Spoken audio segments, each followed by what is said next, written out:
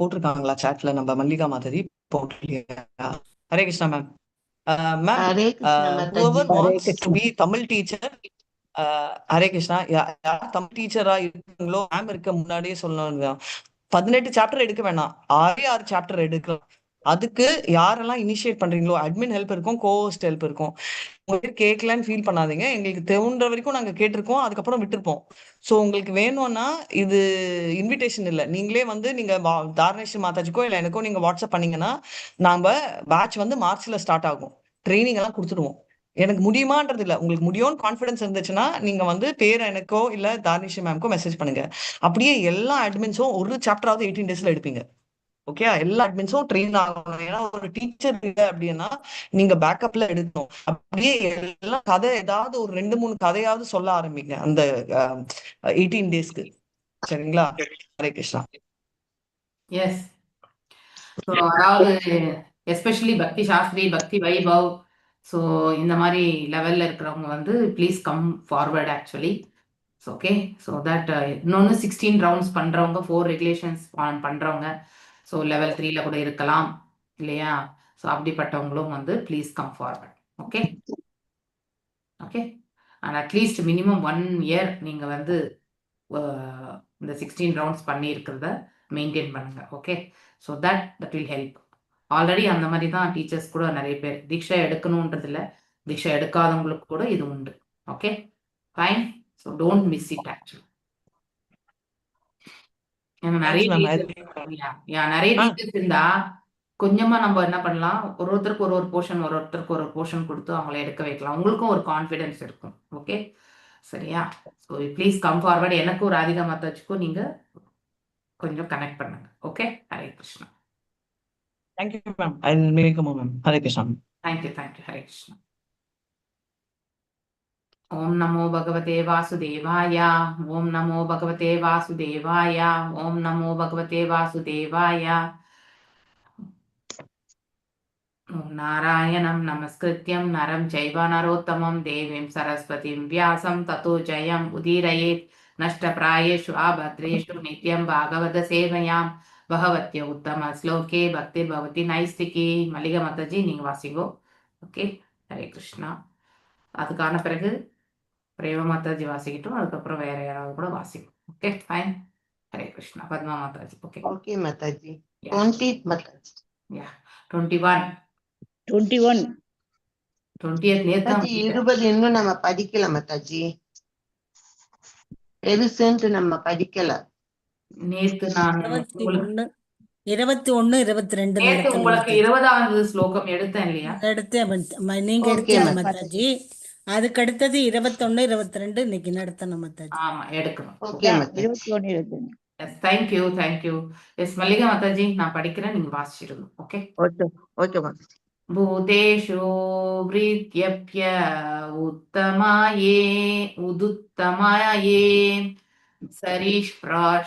சரீஷ்ரூபாஸ்தேஷு ஷபோதனிஷ்டः ததோ மனுஷ்யா பிரமதா சதோ அபி கந்தர்வசித்தா விபுதானுகாயே தேவாசு பிரியேப்யோ பகவத் பிரதானா தசாதயோ பிரம்ம சோதாஸ்து தேஷாம் பவஹ பரஹ சோத விரிஞ்ச வீரியஹ சமத்தபரோ அகம் திஜதேவ தேவஹ. எஸ் வாசிங்க மாதாஜி. ஹரே கிருஷ்ணா மாதாஜி. பூதேஷு வீருத்ய உதுத்தமாயே சரீஷ்ரூபாஸ்தேஷு சபோதனிஷ்டாः ததோ மனுஷ்யா பிரமதாஸ்ததோபி கந்தர்வசித்தா விபுதானுகாயே தேவாசுரேப்யோ மகவத் பிரதானா தக்ஷாதயோ பிரம்ம சுதாஸ்து தேஷாம் பவப்பரசோத விரிஞ்ச வீரியः சமத் பரோஹம் த்விஜ தேவதேவஹாம். பூதேஷு தோன்றும் உயிர்கள், உயிரின் அடையாளம் உடைய மற்றும் அடையாளமற்ற, வீருத்திய செடிகளை விட, உனுத்தமா உதுத்தமா. உதுத்தமா மேலானவை, ஏ அவை, சரீரஸ்ரூபா புழு மற்றும் பாம்புகளைப் போல் ஊர்வன, தேஷு அவற்றின் சபோத நிஷ்டா புத்தி வளர்ச்சியுடையவர்கள், தத அவற்றை விட மனுஷ்யா மனிதர்கள் ஆவர், பிரமதா பேய் பிசாசுகள், தத அபி அவற்றை விட கந்தர்வ லோகத்தைச் சேர்ந்தவர்கள், தேவர் உலகின் இசைக்கலைஞர்களாக நியமிக்கப்பட்டவர்கள், சித்தா யோக சித்திகளை உடைய சித்தலோகத்தை சேர்ந்தவர்கள், விபுத அணுகா கிண்ணறர்கள், ஏ அவர்கள் தேவர்கள், அசுரேபிய தக்ஷ ஆதய தக்ஷனில் தொடங்கி பிரம்மசுதய பிரம்மதேவனின் நேரடி புதல்வர்கள், தூ பின்னர் தேஷாம் அவர்களின் பல சிவபெருமான் பர மிகச் சிறந்த அவர் சிவபெருமான், அத மேலும் விரிஞ்ச வீரிய பிரம்மதேவனிடமிருந்து தோன்றிய அவர் பிரம்மதேவன், மத்பர எனது பக்தன், அகம் நான், த்விஜ தேவ அந்தணர்களால் வழிபடப்படுபவர் அல்லது அந்தணர்களின் பகவான். மொழிபெயர்ப்பு ஸ்ரீல பிரபுபாதா கி ஜெய்.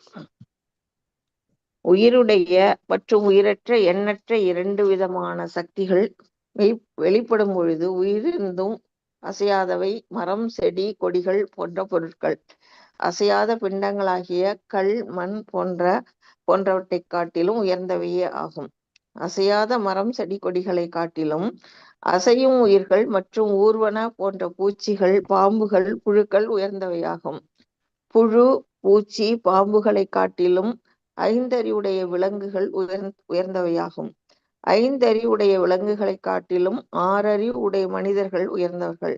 இம்மனிதர்களை காட்டிலும் பேய் பிசாசுகள் உயர்ந்தவையாகும். ஏனெனில் இவற்றிற்கு பரு உடல்கள் கிடையா. பேய்களை காட்டிலும் கந்தர்வர்களும், கந்தர்வர்களை காட்டிலும் சித்தர்களும், சித்தர்களை விட கிண்ணறர்களும், கிண்ணறர்களை விட அசுரர்களும், அசுரர்களை விட தேவர்களும், தேவர்களை விட இந்திரனும், இந்திரனை விட பிரம்மதேவனுக்கு பிறந்த தக்ஷன் போன்றவர்களும், பிரம்மதேவனின் புதல்வர்களுள் சிவபெருமானும், சிவபெருமானின் தந்தை ஆதலினால் பிரம்மதேவனும் உயர்ந்தவர் ஆவார். அப்பிரம்மதேவனும் முழுமுதற் கடவுளான எனக்கு கீழானவரே. அந்தணர்கள் மீது நான் பெரிதும் நாட்டமுடையவன் ஆதலினால் அந்தணர்களே அனைவரிலும் சிறந்தவர்கள் ஆவர். பொருளுரை. இச்லோகத்தில் அந்தணர்களுக்கு முழுமுதற் கடவுளை விட உயர்ந்த இடம் அளிக்கப்பட்டிருக்கிறது. இதன் உட்கருத்து யாதெனில், அந்தணர்களின் ஆலோசனையின் பேரிலேயே அரசாங்கம் நடத்தப்பட வேண்டும் என்பதாகும். ரிஷபதேவன் தனது மூத்த மைந்தன் பரதன் சக்கரவர்த்தியாக முடிசூட்டப்பட வேண்டும் என்று பரிந்துரைத்த போதிலும், பரதன் தனக்கு ஆட்சி புரிவதற்கு அந்தணர்களின் ஆலோசனைகளை பின்பற்ற வேண்டியவரே ஆவார். பகவான் பிரம்மண்ய தேவராக வழிபடப்படுகிறார். இது என்றும் பிறப்பினால் வரும் அந்தணர்களை அல்லாது தகுதியினால் வரும் அந்தணர்களையே குறிப்பிடுகிறது. அந்தணர்களுக்கு சம, தம, சத்திய, திதிஷா போன்ற 8 விதமான தகுதிகள் இருக்க வேண்டும் என்று பதம் 24 குறிப்பிடப்பட்டிருக்கிறது. அந்தணர்களை எப்போதும் வழிபட வேண்டும். அவர்களின் ஆலோசனையின் பேரிலேயே ஆள்பவன் தனது கடமைகளை செய்து மக்களை ஆட்சி செய்ய வேண்டும். துரதிருஷ்டவசமாக இக்கலியுகத்தில் ஆள்பவர்கள் புத்திசாலி மக்களால் தேர்ந்தெடுக்கப்படுவதும் இல்லை. அப்படி தேர்ந்தெடுக்கப்பட்டவர்கள் தகுதி வாய்ந்த அந்தணர்களினால் வழிகாட்டப்படுவதும் இல்லை. இதனால் அனைத்தும் கெட்டு குட்டிச்சோறாகின்றது. மக்கள் அனைவருக்கும் கிருஷ்ண உணர்வில் பயிற்சி அளிக்கப்பட வேண்டும். அதனால் ஜனநாயக முறையின்படி ஆள்பவன் தேர்ந்தெடுக்கும் பொழுது அவன் பரதனை போன்ற ஒரு சிறந்த பக்தனாக இருத்தல் வேண்டும். அப்படிப்பட்டவனையே மக்கள் தேர்ந்தெடுக்கவும் வேண்டும். ஆட்சியின் தலைவன் தகுதி வாய்ந்த அந்தணனாக இருந்தான் என்றால் எல்லாம் சரியாக இருக்கும். இச்லோகம் பரிணாம வளர்ச்சியை மறைமுகமாக தெரிவிக்கின்றது. உயிர்களின் வளர்ச்சி பற்றிய இந்நவீன தத்துவம் ஓரளவிற்கு இச்லோகத்தில் ஆதரிக்கப்பட்டிருக்கிறது. ஏனெனில் இதில் பூதேஷு விருத்திய என்று குறிப்பிடப்பட்டிருக்கிறது. அதாவது உயிர்கள் அறிவுன்னு இருக்கணும்னு நினைக்கிறேன் மாதாஜி. உயிர்கள் ஓரளவு உயிர்களான மரம், செடி, கொடிகள் போன்றவற்றிலிருந்து வளர்ச்சி பெற்றவையாகும். இதனையே மரம் செடி கொடிகள் போன்ற ஓரறிவுடைய உயிர்களின் வடிவில் உயிர்களை உருவாக்கும் சக்தி ஜடத்திலிருந்து உயிர்கள் தோன்றுகின்றன என்பதாகும். ஆனால் உயிரிலிருந்தும் பருப்பொருள் வெளிப்படுகின்றது. பகவான் கிருஷ்ணர் பகவத்கீதையில் 10.5 கூறுகிறார், அகம் சர்வஸ்ய பிரபவோ மத்த சர்வம் பிரவர்த்ததே.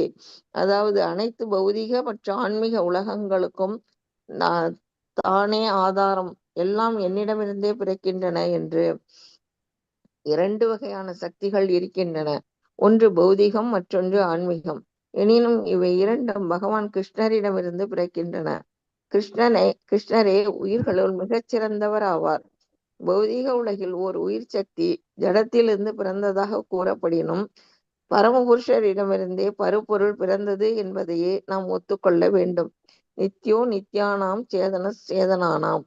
அதாவது பௌதீகம், ஆன்மீகம் போன்ற அனைத்தும் பரம புருஷரிடமிருந்து தோன்றின என்பதே ஆகும்.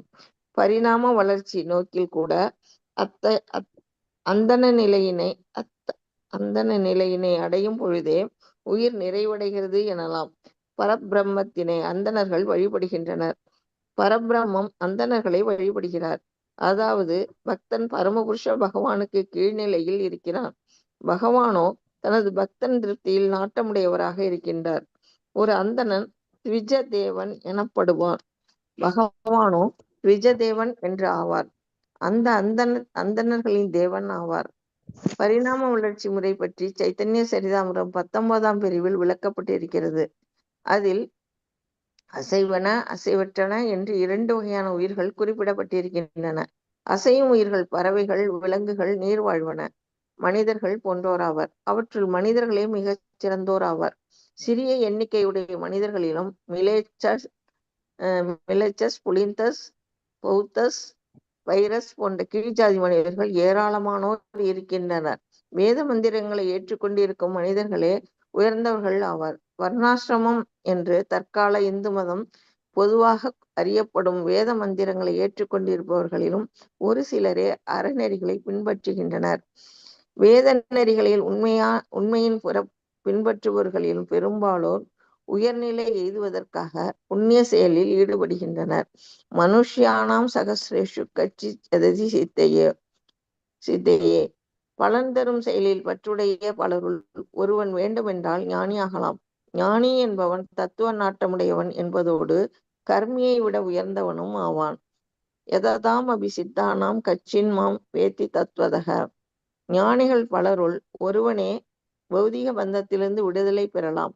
அப்படி விடுதலை பெற்ற கோடானு கோடி ஞானிகளிலும் ஒருவனே கிருஷ்ணரின் பக்தனாக வரலாம்.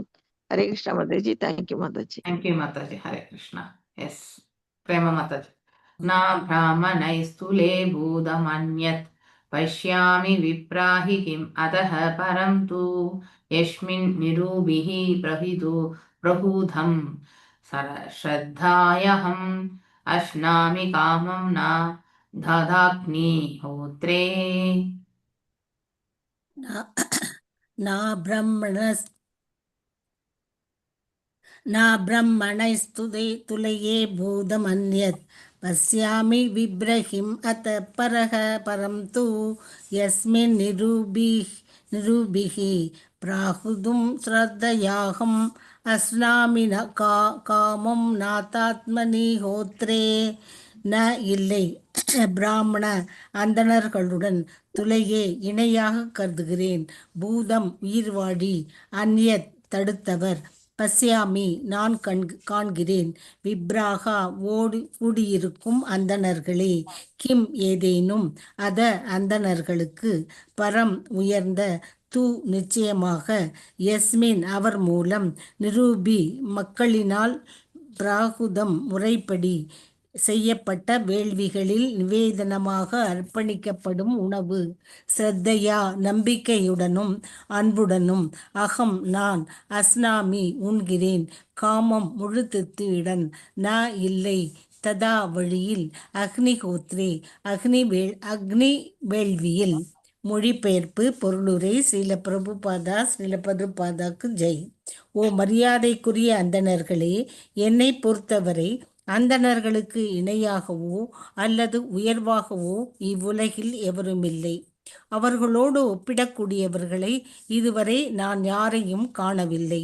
எனது நோக்கத்தினை அறிந்து கொண்டிருப்போர் வேத நெறிகளுக்கேற்ப சடங்குகளை செய்து முன்னர் முடித்த பின் ஓர் அந்தணனின் வாயிலாக பக்தியுடனும் அன்புடனும் எனக்கு உணவுப் பொருட்களை நிவேதனம் செய்கின்றனர். இவ்வாறு அவர்கள் உணவு அளிக்கும் பொழுது நான் அதனை முழு திருப்தியுடன் உண்கிறேன். உண்மையில் வேள்வி தீயில் அர்ப்பணிக்கப்படும் உணவுப் பொருளை காட்டிலும் இவ்வழியில் அளிக்கப்படும் உணவிலிருந்தே நான் மிகுந்த இன்பமடைகிறேன். பொருளுரை: வேத முறையின்படி வேள்விச் சடங்கு நிறைவு பெற்றவுடன் அர்ப்பணிக்கப்பட்ட உணவினை உண்பதற்கு அந்தணர்கள் அழைக்கப்படுகின்றனர். அந்தணர்கள் உணவு உண்டால் அது பகவான் உண்டதாகும் என்று கருதுவர். ஆகையினால் தகுதி வாய்ந்த அந்தணர்களோடு ஒப்பிடக்கூடியவர்கள் எவருமில்லர். பரிணாம வளர்ச்சியின் நிறைவு என்பது அந்தணர் நிலையினை அடைவதில் இருக்கிறது. அந்தண கலாச்சாரத்தை அடிப்படையாக கொண்டிராத, அந்தணர்களின் வழிகாட்டுதல்களுக்கு ஆளாகாத எந்த ஒரு நாகரிகமும் நிச்சயம் நிந்திக்கப்பட வேண்டியதாகும். இன்றைய தினம் மனித நாகரிகம் புலனுகர்ச்சியின் அடிப்படையில் அமைந்திருக்கிறது. இதனால் மக்கள் பல்வேறு வகையான விஷயங்களில் மேலும் மேலும் பற்றுடையவர்களாகின்றனர். அந்தண கலாச்சாரத்திற்கு யாரும் மரியாதை அளிக்கவில்லை. அசுர நாகரிகம் உக்ர கர்மம் என்னும் பயங்கர செயல்களின் மீது பற்றுடையதாக இருக்கின்றது. பெரும் தொழிற்சாலைகள் உருவாக்கப்படுகின்றன. இதனைத் தொடர்ந்து மக்கள் சமயத்திற்கு புறம்பானவர்களாகவும் பகவத்கீதையில் பரிந்துரைக்கப்பட்டிருக்கும் வேள்விகளை செய்யாதவர்களாகவும் இருக்கின்றனர். யஜ்ஞபவதி பர்ஜன்ய வேள்விகளை செய்வதனால் வானில் கார்மேகங்கள் திரண்டு மழை பெய்கிறது. போதுமான மழை பெய்ததென்றால் போதுமான உணவு விளைகிறது. அந்தணர்களால் வழிகாட்டப்பட்டு மக்கள் பகவத்கீதையில் பின்பற்ற வேண்டும். மனிதர்களுக்கும் விலங்குகளுக்கும் போதுமான உணவு கிடைக்கும் பொழுது அவர்கள் வலிமை பெறுகின்றனர். அதனால் அவர்களின் மனம் அமைதியும் சாந்தியும் அடைகின்றது. பிறகு அவர்களால் வாழ்வின் இறுதி இலட்சியமாக விளங்கும் ஆன்மீக வாழ்க்கையில் முன்னேற்றம் காண முடியும். ஹரே கிருஷ்ண மாதாஜி. தேங்க்யூ. தேங்க்யூ மாதாஜி. பத்மா மாதாஜி அடுத்த வாசிங்க. ஹிருதா தனுர் உசீதிமே புராணி ஏஹேன சத்வம் பரமம் பவித்ரம் சமோதமஹ சத்யம் அனுக்ரஹ்ச தபஸ் திதிக்ஷானுபவஸ்ஸ யத்ரஹ. எஸ். ஹரே கிருஷ்ண மாதாஜி. திருதா தனுர் உசதிமே புராணி ஏனேக சத்வம் பரமம் பவித்ரம் சமோதம சத்யம் அனுக்ரஹ்ச தபஸ்திதிஷானுபவஸ்ச யத்ர. திருதா உன்னத கல்வினால் பேணப்பட்டு, தனு உடல், உசதி பௌதீக மாசிலிருந்து விடுதலை பெற்று, மே எனது, புராணி நித்திய, ஏன அவர்களினால், இக இப்பௌதீக உலகில், சத்துவம் சத்துவ குணம், பரமம் உயர்ந்த, பவித்திரம் தூய்மையான, சம மனக்கட்டுப்பாடு, தமக புலனடக்கம், சத்தியம் வாய்மையுடைய, அனுக்கிரக கருணை, ச மேலும், தபக தவம், திதிக்ஷா பொறுமை, அனுபவக கடவுள் மற்றும் உயிர் வழியினை உணர்தல், ச மேலும், எத்திர இங்கே. All glories to Srila Prabhupada. மொழிபெயர்ப்பு. வேதங்கள் எனது உன்னதமான ஒளி அவதாரங்களாகும். எனவே வேதங்கள் சப்த பிரம்மம் எனப்படுகின்றன.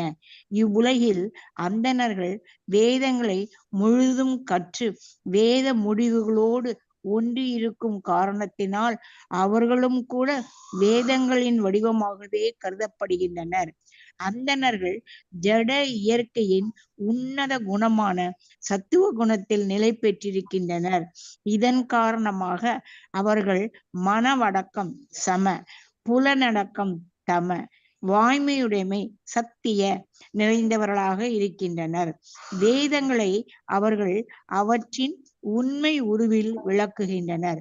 மேலும் கருணையினால் அவர்கள் அனைத்து பந்தப்பட்ட ஆத்மாக்களுக்கும் வேதங்களை எடுத்து ஓதுகின்றனர்.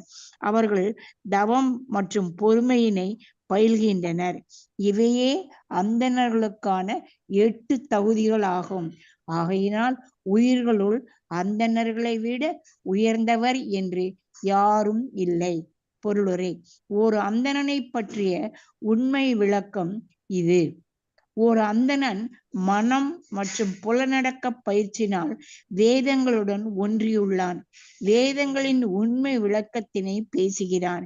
கீதையில் 15.15 உறுதி செய்திருக்கின்றபடி வேதைச சர்வை கற்பதினால் ஒருவன் கிருஷ்ண பகவானின் உன்னத நிலையினை புரிந்து கொள்ள வேண்டும். வேதங்களின் சாரத்தினை தன்னுள் தேக்கியவன் மட்டுமே உண்மையினை உபதேசிக்க முடியும். கிருஷ்ண உணர்வு இல்லாமையினால் இந்த உலகின் மும்முனை துன்பங்களில் கிடந்து உழலும் பந்தப்பட்ட ஆத்மாக்களிடம் அவன் கருணையனாக இருக்கிறான். ஓர் அந்தணன் மக்கள் மீது இரக்கம் கொண்டு அவர்களை உயர்த்துவதற்காக அவர்களிடம் கிருஷ்ண உணர்வினை அறிவுறுத்த வேண்டும்.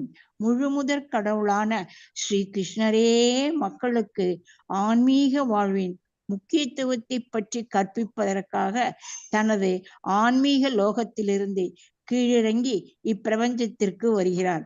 தன்னை சரணடையுமாறு அவர்களை தூண்டும் முயற்சியில் அவர் ஈடுபடுகிறார். இவ்வாறே அந்தணர்களும் செயல்படுகின்றனர். வேத உபதேசங்களுடன் ஒன்றிய பிறகு கட்டுண்ட ஆத்மாக்களை மீட்கும் பரமபுருஷ பகவானின் முயற்சிக்கு அவர்களும் துணை நிற்கின்றனர். அந்தணர்கள் தமது சத்துவ குணத்தன்மையினால் பகவானுக்கு நெருக்கமாக இருக்கின்றனர். மேலும் அவர்கள் உலகில் உள்ள அனைத்து பந்தப்பட்ட ஆத்மாக்களின் நலனுக்காகவும் பல்வேறு செயல்களில் ஈடுபடவும் செய்கின்றனர். ஹரே கிருஷ்ண மாதாஜி. தேங்க்யூ. ஓம் அஜ்ஞானதிமிராந்தஸ்ய ஞானாஞ்சனய ஷலாக்கய சக்ஷுருன்மிலிதம் யேன தஸ்மை ஸ்ரீ குரவே நமः. ஸ்ரீ சைத்தன்யமனோபீஷ்டம் ஸ்தாபிதம் யேன பூதலே ஸ்வயம் ரூபா கதா மह्यं ததாதி ஸ்வாபதாண்டிகம். ஹே கிருஷ்ணா கருணா சிந்து दीनबन्धो जगत्पते गोपेश गोपिका कान्ता राधकान्ता नमस्तुते. तप्त काञ्चन गौराङ्गी राधे वृन्दावनेश्वरी ऋषभानुसुते देवी प्रणमामि हरिप्रिये.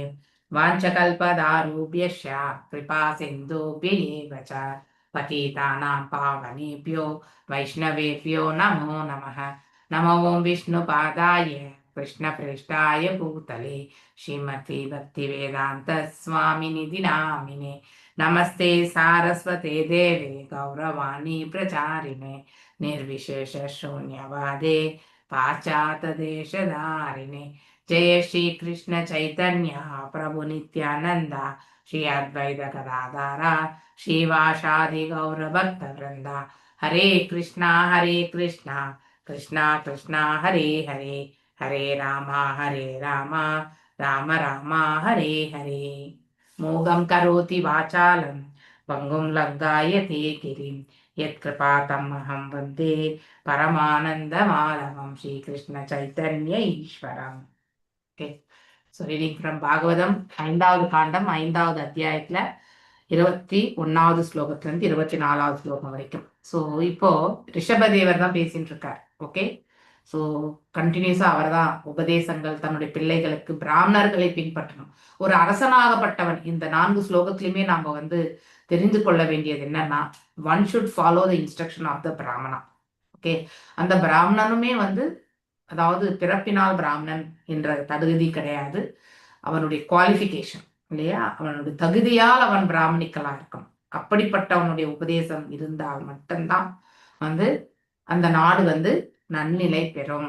மேலும் பகவானுக்கு படைக்கக்கூடிய அந்த நைவேத்தியம் கூட பிராமணர்கள் ஸ்வீகரித்தால் பகவான் ஆனந்தம் கொள்கிறார் இல்லையா, அவர்கள் மூலியமா தான் அந்த பிரசாதத்தையுமே ஸ்வீகரிக்கிறார் என்பதையுமே நம்ம பகவத்கீதையிலையும் படிச்சிருக்கோம், இங்கேயுமே அது வந்து எடுத்துரைக்கப்படுகிறது இல்லையா? பூதேஷு வீத்ருக், ஏன்னா பிராமணர்கள் தலைபாகம் அப்படிங்கிறதுமே அந்த யஜ்ஞங்கள் கொடுக்கக்கூடிய அந்த இது அவிர்பாகம் யாகசாலையில போடுறது, அந்த அந்த யஜ்ஞத்தை காட்டிலுமே பகவான் வந்து அந்தணர்களுக்கு கொடுக்கக்கூடிய அந்த, அதாவது சாஸ்திரங்களை பின்பற்றக்கூடிய ஒரு அந்தணனுக்கு வந்து நம்ம ஒரு சத்குணங்களை பொருந்திய அந்தணனுக்கு நாம் ஒரு ஒரு பிடி உணவு அளித்தால் அதன் மூலமா பகவான் வந்து அதை ஸ்வீகரிக்கிறார். அதாவது நேரடியாக ஸ்வீகரிக்கிறது என்பது அதுதான். ஓகே.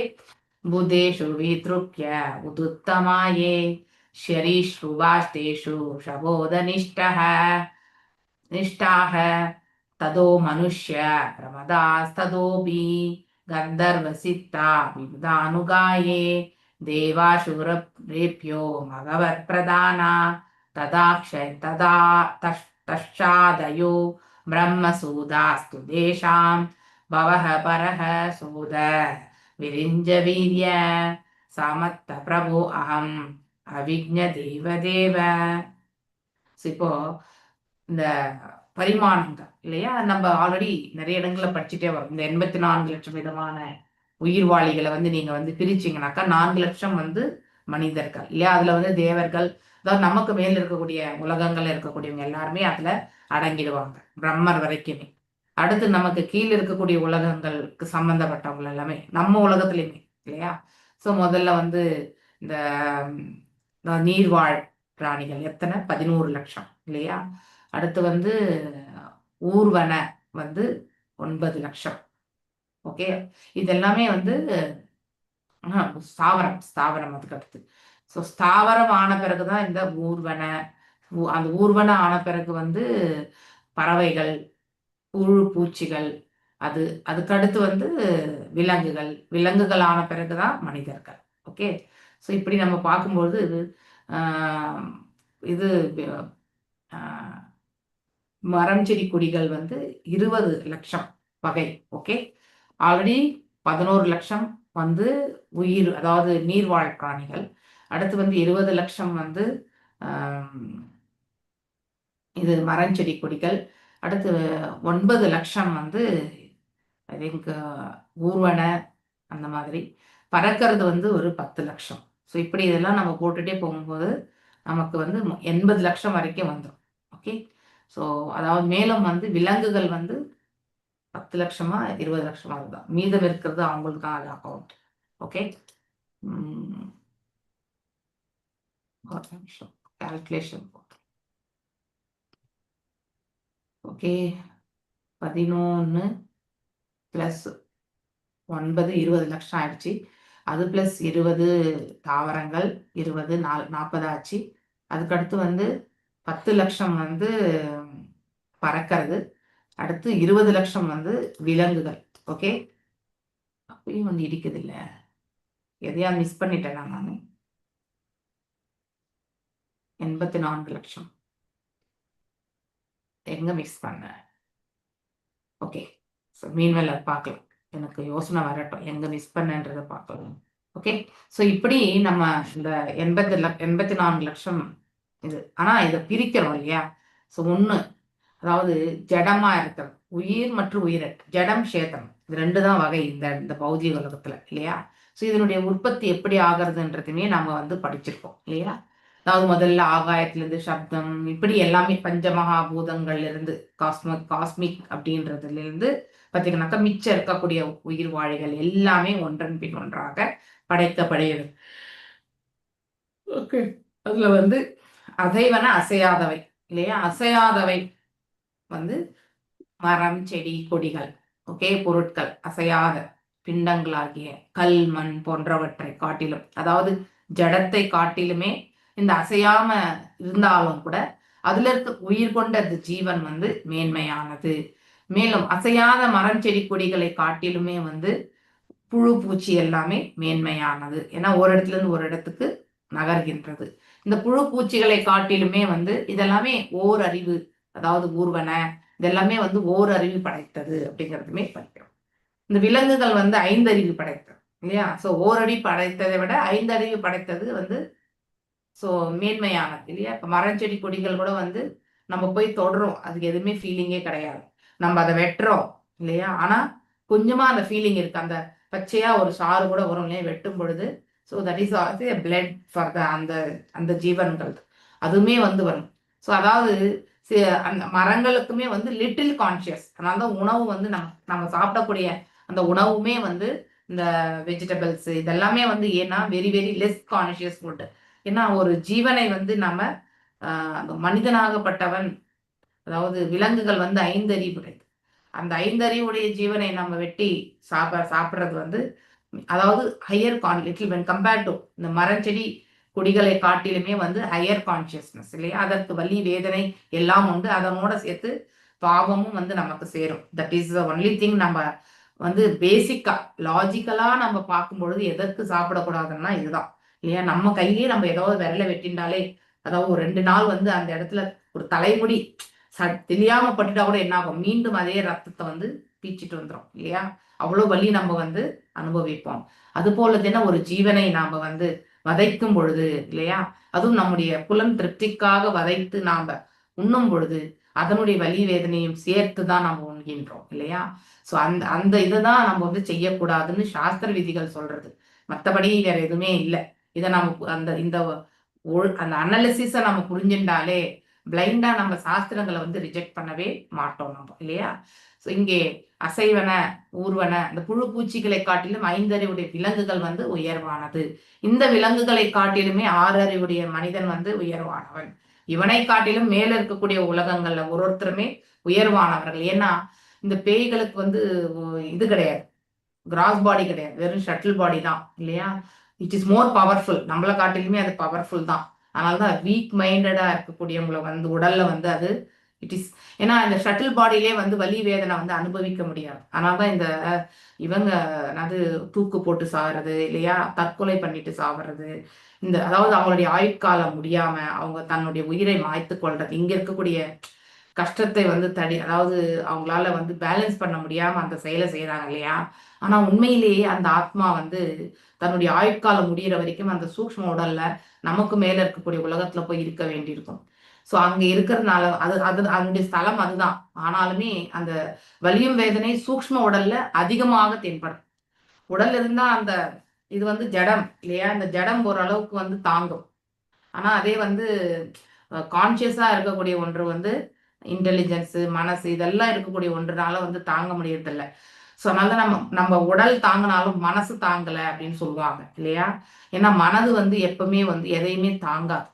ஸோ அந்த அளவுக்கு அதுவுமே வந்து ஒரு அதாவது அவனுடைய சூக்ஷ்ம தன்மையினால வந்து எதையுமே டாலரேட் பண்ணிக்க முடியாதனால்தான் இந்த உடலை கொண்டுதான் நம்ம அதை தாங்கிறதுக்கான அந்த சக்தியை வந்து கொடுக்கப்பட்டிருக்கு.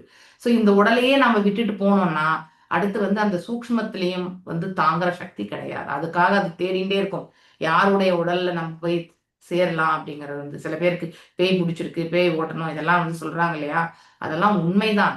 ஓகே, ஆனா ஆனா அதே உண்மைன்ட்டு நம்ம உட்கார்ந்து இருக்க கூடாது. ஓகே, உண்மைதான். நம்ம மனசை வந்து ஸ்திரப்படுத்திக்கிறதுக்கான பாதையை ஏற்படுத்தி கொடுக்கணும். வீக் மைண்டட் யாருன்னா யாரெல்லாம் அதாவது கடவுள் நம்பிக்கை இல்லாம இல்லையா, அடுத்து வந்து பயந்த சுபாவம் இந்த மாதிரியான அதாவது தூய்மையற்ற நிலையில இருக்கக்கூடியவங்க, இவங்களுக்கு தான் இந்த மாதிரியான விஷயங்கள் எல்லாமே வந்து சேரும். ஆக்சுவலி வீக் மைண்ட் எஸ்பெஷலி மனது வந்து திடமே இல்லாம எதை கண்டாலும் பயந்த சுபாவம் இல்லையா, அந்த மாதிரி இருக்கிறவங்களுக்கு தான் இது வந்து அக்வயர் பண்ணுமே. ஸோ ஆனா அதே வந்து பக்தனுக்கோ இதுக்கெல்லாமே வந்து ஏன்னா அவங்ககிட்ட இந்த ஸ்பிரிச்சுவல் எனர்ஜி இருக்கிறதுனால, இறை அருள் என்பது இருப்பதினால இல்லையா, அந்த ஆற்றல் இருப்பதால வந்து அந்த தீய சக்திகள் வந்து சேரவே சேராது. நீங்க வீடு கூட வீட்டு பாத்தீங்கன்னா நம்மளை சுத்தி பாசிட்டிவ் எனர்ஜியும் இருக்கும், நெகட்டிவ் எனர்ஜியுமே இருக்கும் இல்லையா. ஏன்னா எனர்ஜி வந்து neither can be Detroit not இது ஆகாது இல்லையா. ஒரு ஒரு ஒரு ஒன்றிலிருந்து இன்னொரு இதுக்கு வந்து மாற்றம் அடைமை ஒழிய அது வந்து ஆல்ரெடி இருக்கிறது. அதை வந்து யாருமே இறைவனால் படைக்கப்பட்ட இருக்கக்கூடியது ஆற்றல் இது இல்லையா, இதை யாராலுமே படைக்க முடியாது, இதை அழிக்கவும் முடியாது நம்மளால. ஓகே, இதை சயின்டிஃபிக்கா நம்ம வந்து பிசிக்ஸ்ல படிச்சிருக்கோம் இல்லையா, energy neither can be created not Detroit அப்படின்ட்டு. ஏன்னா ஒரு முறை படைக்கப்பட்டு இருக்கிறது, அதை யாராலையும் அழிக்க முடியாது. ஸோ அதை வேறு ஒரு ரூபத்துல வேணா மாற்றிக்கலாம் இல்லையா. இப்போ நம்ம வீட்டில் ஒரு ஃபேன் இருக்குனாக்கா எலக்ட்ரிக்கல் எனர்ஜி வந்து என்ன எனர்ஜியா மாறுதுனாக்கா மெக்கானிக்கல் எனர்ஜி, சுழன்றுகிறது இல்லையா. ஓர் ஆற்றல் இன்னொரு ரூபத்துல வேணா நம்மளால வந்து இந்த மேன்மேடு திங்ஸால வச்சு நம்மளால பண்ண முடியுமே ஒழிய மற்றபடி வேற எதுவுமே நம்ம பண்ண முடியாது. இப்போ எலக்ட்ரிக்கல் எனர்ஜி லைட் எனர்ஜியா மாத்துது இல்லையா, லூமினசன்ட் அப்படின்ட்டு, அதனால தான் நம்மளால பார்க்க முடியுது இல்லையா. அது போல நம்ம ஒரு ஒரு ஒரு ஆற்றலை இன்னொரு விதமா மாற்றிக்கலாமே ஒழிய ஆனா ஆற்றலை வந்து நம்மளால கிரியேட் பண்ண முடியாது, படைத்தவரால மட்டும்தான் முடியும். ஸோ அப்படி இந்த மனசு வந்து ரொம்ப முக்கியம், ஸ்ட்ராங்கா இருக்கணும். ஸோ நம்ம கிட்ட இருக்கக்கூடிய இந்த வீக் எனர்ஜியை வந்து ஸ்ட்ராங் எனர்ஜியா நம்ம வந்து மாற்றிக்கணும். அப்போ ஆட்டோமேட்டிக்லி பேயே வந்து அந்த அந்த ஆளை கண்டா பயப்படும் அப்படின்னு சொல்லுவாங்க இல்லையா. அப்படின்னா என்ன, அந்த அளவுக்கு ஸ்ட்ராங் மைண்ட். ஸோ மனசு வந்து நம்ம வந்து திடப்படுத்திக்கணும். ஆனா அந்த திடப்படுத்திக்கூடிய தன்மை வந்து நான் மாற்றக்கூடிய பக்தி தொண்டுல தான் இருக்கு. ஸோ பக்தியால தான் நம்மளால வந்து ஒன்றை, அதாவது இறைவனோட சம்பந்தத்தை ஏற்படுத்த முடியும். ஒரு பொருளுடைய செயல்படும் தன்மையை உள்ளபடி புரிந்து கொள்ளக்கூடிய பக்குவமும் நமக்கு வரும். ஸோ ஞானமும் வந்து அது பௌதிகமனா இருக்கட்டும், ஆன்மீகனா இருக்கட்டும், உள்ளதை உள்ளபடி புரிந்து கொள்ளக்கூடிய அந்த கெப்பாசிட்டி வந்து நாம பக்தியில போகும்போது மட்டும்தான் வரும். அதனால்தான் அப்ப நம்ம ஹிருதயம் வந்து ஸ்ட்ராங் ஆகும் பொழுது ஆட்டோமேட்டிக்லி நம்மளை சுத்தியே வந்து பாசிட்டிவ் எனர்ஜி மட்டும்தான் இருக்கும். அப்ப அந்த நெகட்டிவ் எனர்ஜி எல்லாம் நம்மள வந்து சுத்தினாலும் அது நம்மளுக்கு செயல்படாது. சில பேருக்கு இந்த தாந்திரீகம் இல்லையா, இதெல்லாம் செய்வாங்க இல்லையா, செய்வினை. எஸ்பெஷலி ஊர் பக்கம் போனா இதுதான் சொல்லுவாங்க, அவன் எனக்கு செய்துட்டான்பா, இவன் எனக்கு செய்துட்டான்பா, அதனால தான் இப்படி கஷ்டப்படுறேன். அது அந்த மைண்ட் செட்டப்பே வந்து என்னது, வீக் மைண்ட் ஆக்சுவலி இல்லையா. ஸோ ஒருத்தர் நமக்கு செய்துட்டாங்கன்றத நம்ம அக்னாலேஜ் பண்ணி நாம் அதை எடுத்துக்கிறோம் பாருங்க, அதுவே வந்து வீக் மைண்ட் தான். அப்படின்னு நான் அது செய்வினை இல்லைன்னு நான் சொல்லலை, இருக்கு.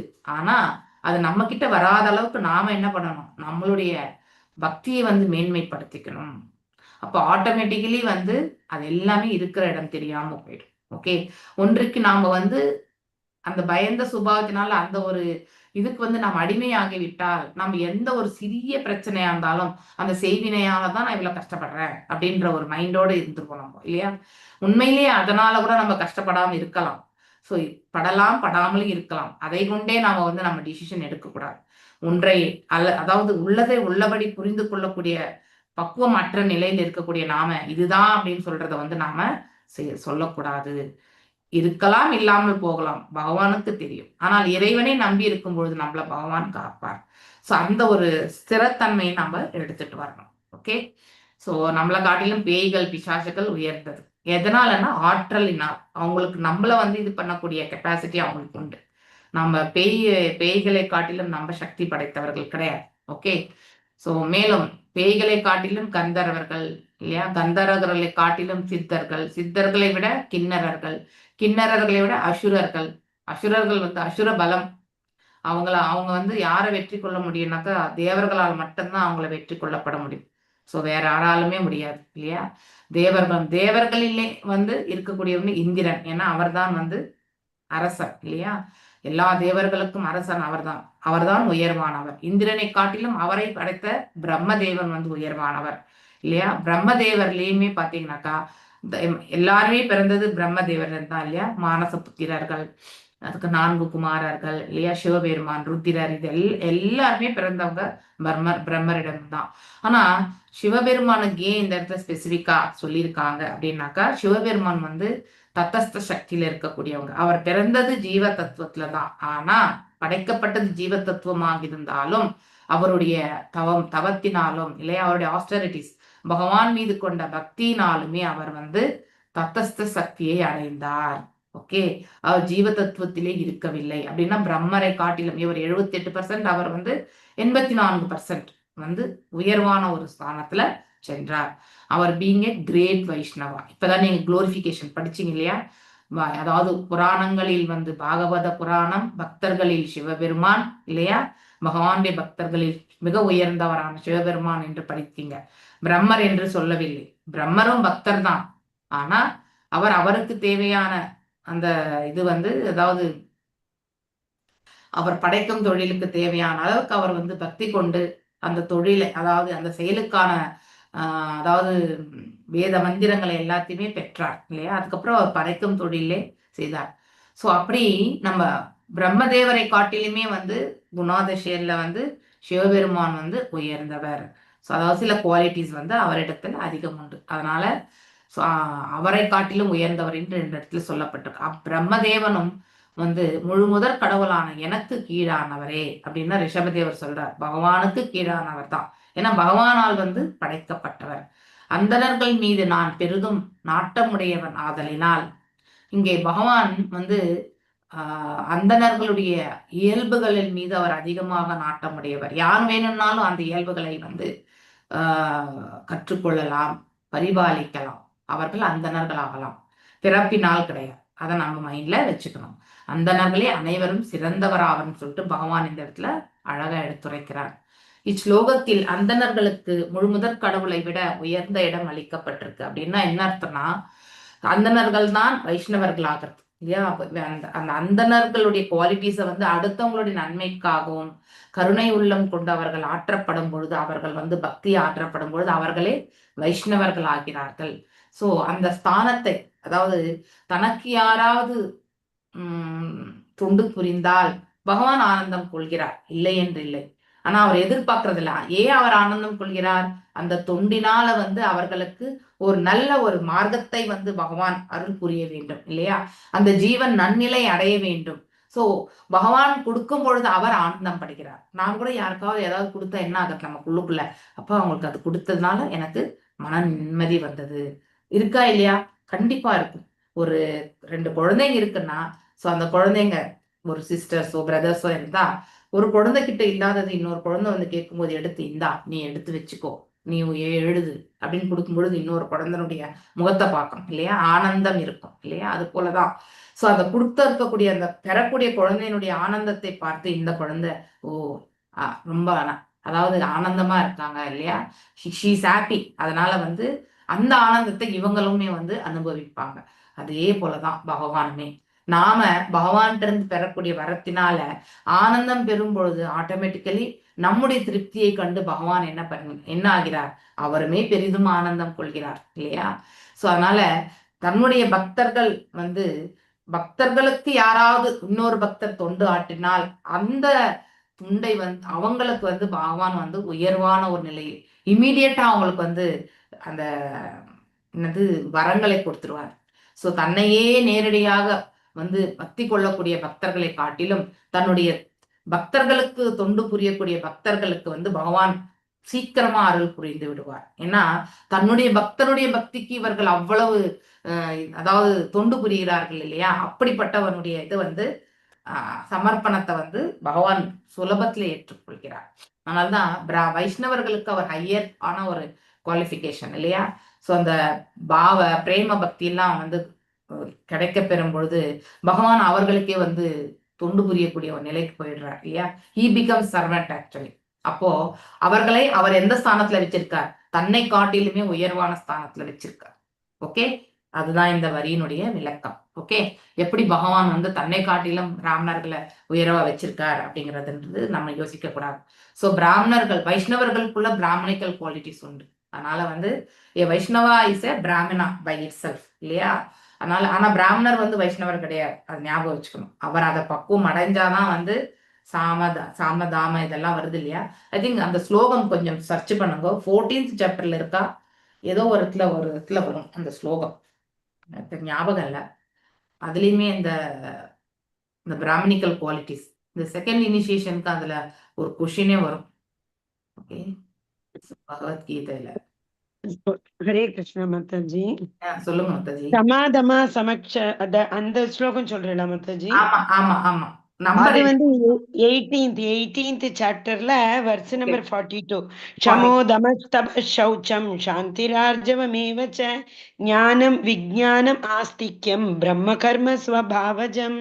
S, correct. What you told is அது 18.42 மாதாஜி. ஹரே கிருஷ்ணா. ஹரே கிருஷ்ணா. Thank you mataji, thank you. ஹரே கிருஷ்ணா. ஹரி போல். இதன் உட்கருத்து யாதெனில் அந்தணர்களின் ஆலோசனையின் பெயரிலே அரசாங்கம் நடத்தப்பட வேண்டும் இல்லையா? அந்தணர்களுக்கு வந்து எவ்வாறு வந்து வழி நடத்தணும்ன்ற அந்த நாலேஜ் வந்து அவங்களுக்கு உண்டு இல்லையா? மேலும் வந்து அப்படிப்பட்ட ஆலோசனைகள் நம்ம முன்னாடி இருந்த அரசர்களை எல்லாம் நம்ம எடுத்துக்கலாம். ஜனகர் அவருமே ஆலோசனை பெற்றுதான் வந்து ஆட்சி புரிந்தார். தசரத மகாராஜா அவர் யார் ஆக்சுவலி வசிஷ்டர் கிட்ட இருந்து ஆலோசனை பெற்று ஆட்சி புரிந்தார். அதையே வந்து ராமபிரானமே கண்டினியூ பண்ணார் இல்லையா. இப்ப யுதிஷ்டர் மகாராஜா வந்து தௌமி இல்லையா, தௌமி தௌமியா சௌமித்தியர். தௌமி சௌமி. அப்படிங்கிறவருடைய அவங்களுடைய அதாவது வழி நடத்துதல் பிராமணன் இல்லையா. அவர்கிட்ட இருந்து ஒவ்வொரு காலகட்டத்திலுமே அவங்க ஈவன் காற்றுக்கு சென்ற போதுமே அவர்களுக்கு வழி நடத்தப்பட்டது என்று சொல்லப்படுகிறது. ஐ திங்க் பாகவதத்திலே நம்ம இதுக்கு முன்னாடி எங்கேயோ படித்தோம், அதனாலதான் அதை அவ்வளோ கிளியரா அவங்களுக்கு ஞாபகப்படுத்தி சொல்றேன். ஸோ தௌமி. ஸோ அந்த மாதிரி ஒவ்வொருத்தருக்குமே வந்து கிருபாச்சாரியாரும் இருக்கார். கிருபாச்சாரியா இஸ் த அவருடைய வம்சத்தினுடைய குலகுரு. ஆனா இவர் வந்து is a brahmana who use to advise Dhaumya. So பாண்டவர்களுக்கு மட்டும், கௌரவர்களுக்கு கிடையாது, பாண்டவர்களுக்கு. ஸோ அப்படி நாம அதை புரிஞ்சுக்கணும். ஸோ இப்படி ஒவ்வொருத்தருமே நம்ம வந்து அந்த பிராமணிக்கல் இதோட வந்து எடுத்துரைக்கப்படக்கூடிய சகாயங்கள் வந்து அவங்களுக்கு எப்பவுமே நன்மையை பயக்கும்.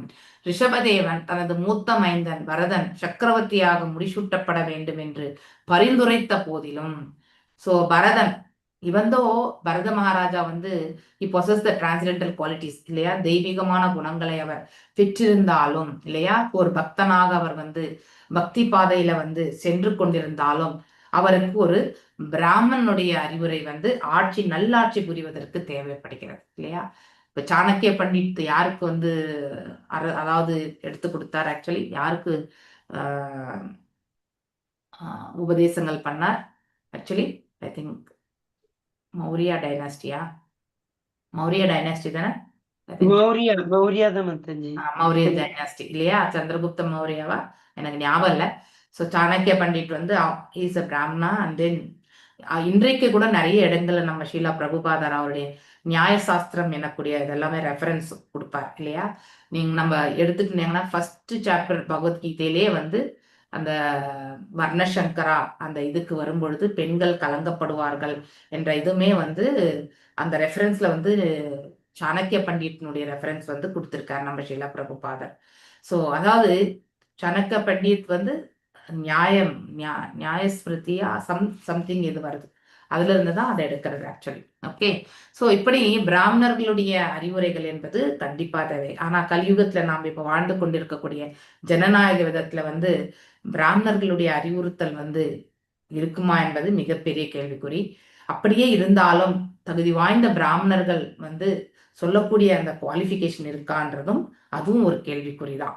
ரெண்டுமே வந்து இங்கேயும் பற்றாக்குறை, அங்கேயும் கேட்கக்கூடியதுல பற்றாக்குறை, இங்க சொல்லக்கூடியதுல பற்றாக்குறை, இது ரெண்டுமே உண்டு இந்த இடத்துல. ஓகே. மேலும் பகவான் பிரம்மண்ய தேவராக வழிபடப்படுகிறார். இது ஒன்றும் பிறப்பினால் வரும் அந்தணர்களை அல்லாது தகுதியினால் வரும் அந்தணர்களையே குறிப்பிடுகிறது. இதை நம்ம நிறைய இடங்கள்ல ஷீலா பிரபுபாதர் வந்து நிறைய வாட்டி வந்து ஸ்ட்ரெஸ் பண்ணி சொல்றார்.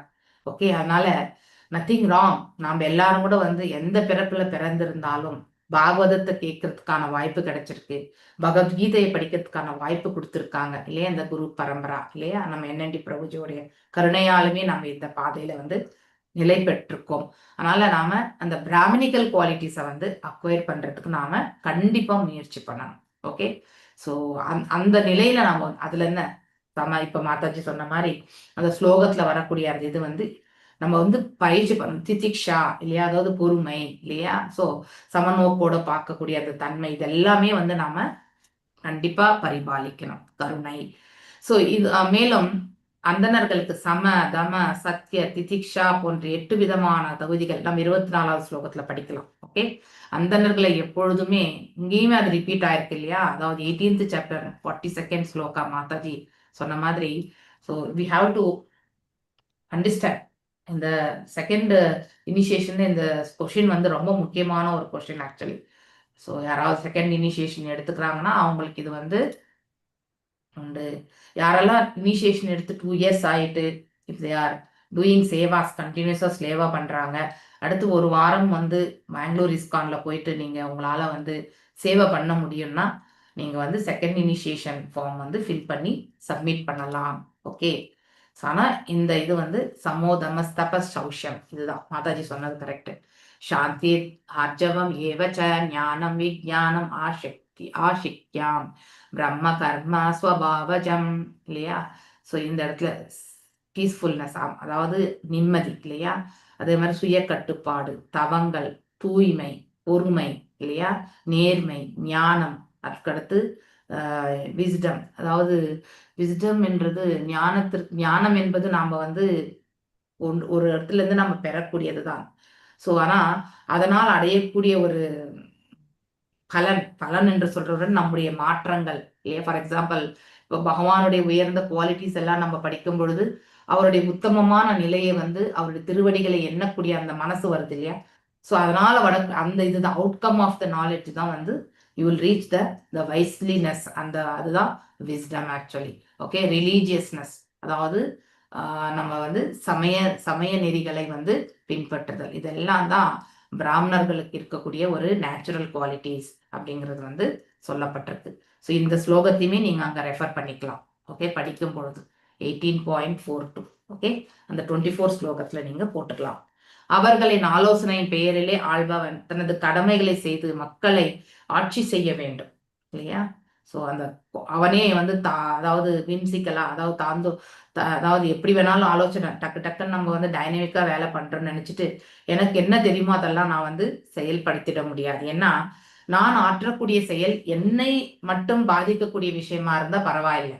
ஆனா இந்த பிரபஞ்சத்துல வாழக்கூடிய மக்களுக்கு அது வந்து நன்மை பயக்குமா பயக்காதா என்பதை வந்து ஒரு தடவைக்கு 4 தடவை அலசி ஆராய்ந்து, அதாவது மேலும் வந்து அதாவது பெரியவர்களிடத்துல இருந்து நம்ம ஆலோசனை கேட்டுதான் நம்ம நடக்கிறோம் இல்லையா. அது போல பிராமணர்களிடத்துல இருந்து கேட்டு அந்த செயலை அவர்கள் புரிந்தார்கள் என்றால் இந்த பிரபஞ்சமே நன்மை பெறும் இல்லையா, அமைதி பெறும். துரதிருஷ்டவசமாக கலியுகத்துல அது கிடையவே கிடையாது இல்லையா. நாம புத்திசாலிகளா மக்களாலையும் எல்லாமே முட்டாள் மக்களால் தான் தேர்ந்தெடுக்கப்படுகிறது இல்லையா. ஓட் பேங்க் எல்லாமே இல்லையா, காசை கொடுக்குறாங்க, ஓட்டை போடுறாங்க இல்லையா. ஸோ நம்ம படிச்சவங்க என்ன பண்றோம், ஓட்டு போடுறதுக்கு ஒரு சங்கோஜம், என்ன நம்ம போய் ஓட்டு போடணும், எவன் வந்தாலும் நமக்கு எதுவும் நல்லது செய்ய போறது இல்லை அப்படிலாம் நம்ம ஒரு கருத்துக்களை வச்சுட்டு என்ன பண்றோம், குவாலிஃபைடா இருக்கக்கூடிய ஒருத்தருக்கு கூட நாம வந்து ஓட்டு போடுறதில்ல. ஆனா அங்க பாத்தீங்கன்னாக்கா நம்ம பேர்ல வேற யாராவது ஓட்டு போட்டு க்ளோஸ் பண்ணியிருப்பாங்க. ஓகே, இது நம்ம புரிஞ்சுக்கிறது இல்லை. அதை படித்த முட்டாள்களாக நாம் இருந்தோம். ஓட்டு உரிமை என்பது நமக்கு மிக முக்கியம். நல்லவர்களை தேர்ந்தெடுக்க வேண்டியது நம்ம கடமை. ஸோ அதை நாம கண்டிப்பா செய்யணும். படித்தவர்கள் எல்லாம் சென்று ஓட்டு போட்டா கண்டிப்பா வந்து இந்த முட்டாள்கள் போடக்கூடிய ஓட்டை காட்டிலுமே அதிகமா இருக்கு. ஓகே, அப்போ வந்து நல்லவர்கள் வந்து ஆட்சி செய்யறதுக்கான மார்க்கத்தை நம்ம செயல்படுத்திக்கணும். ஆனா அதுதான் நமக்கு பெரிய ப்ராப்ளம். அப்படி தேர்ந்தெடுக்கப்பட்டவர்கள் தகுதி வாய்ந்த அந்தணர்களாக வழிகாட்டப்படுவதும் கிடையாது. ஏன்னா ஒரு சூத்திரன் அரசாண்டால் அவன் எப்படி பிராமணனிடத்துல போய் அறிவுரை கேட்டுக்கொள்வான்? அவன் வந்து பிராமணனுக்கே அறிவுரை கூற ஆரம்பிச்சிருவான். அப்படிப்பட்ட குவாலிட்டியோட இருப்பான். இதனால் அனைத்தும் கெட்டு குட்டிச்சாராகின்ற. அதனால்தான் இப்போ எல்லா இடங்களிலுமே இந்த ப்ராப்ளம்ஸ் இல்லையா. ஸோ மக்கள் அனைவருக்கும் கிருஷ்ண உணர்வு. ஆனா இது எப்போ வரும், இந்த நாலேஜ் வந்து நம்ம எப்படி கொடுக்க முடியும்? பக்தி பாதையில் சென்றால் ஒழிய இல்லையா, அந்த மேன்மனை உணராத வரைக்குமே, நம்மளால் இறைவனை உயர்ந்த ஸ்தானத்தை பக்குவமாக ஏற்றுக்கொள்ள முடியாத வரை நம்மளால வந்து பக்தி பாதையில வந்து எடுத்து வைக்க முடியாது இல்லையா. ஸோ அதனால நம்ம அதை ஏற்றுக்கொள்ளக்கூடிய பக்குவம், உணர்ந்தறியக்கூடிய பக்குவம், இந்த மாதிரி நிலைகளுக்கு நாம் செல்லும் பொழுதுதான் இந்த அறப்பழக்கங்களுக்கு எல்லாமே நம்மளால செல்ல முடியும். தவறு எது என்பதை நம்மளால புரிஞ்சுக்க முடியும். சரியான ஒன்றை மட்டுமே நாம செயல்படுத்தணும்னு நினைக்கிறது எல்லாமே அப்போதான் செயல்படுத்த முடியும், இல்லைன்னா முடியாது.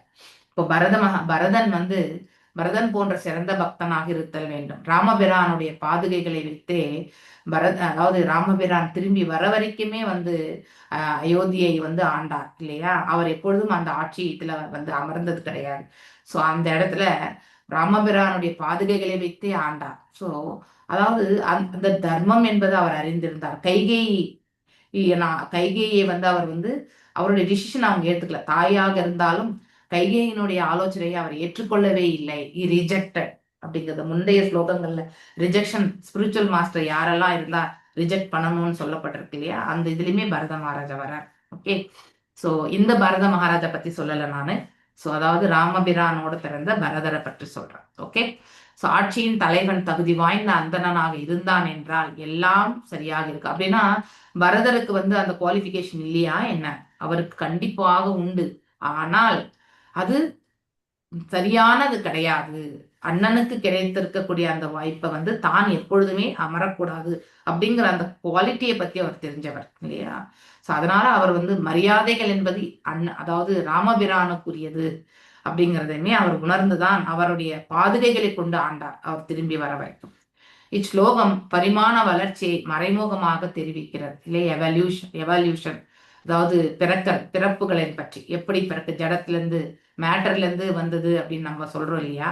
ஸோ அதாவது சயின்டிஃபிக்கா அதுல வந்து அதாவது சிலதை வந்து மறைமுகமாக தான் நம்ம இந்த இடத்துல பார்க்க முடியும். அப்படின்னா முழுவதுமே வந்து ஜடமாக மட்டுமே இந்த இடத்துல படைக்கப்பட்டிருக்கா என்ன?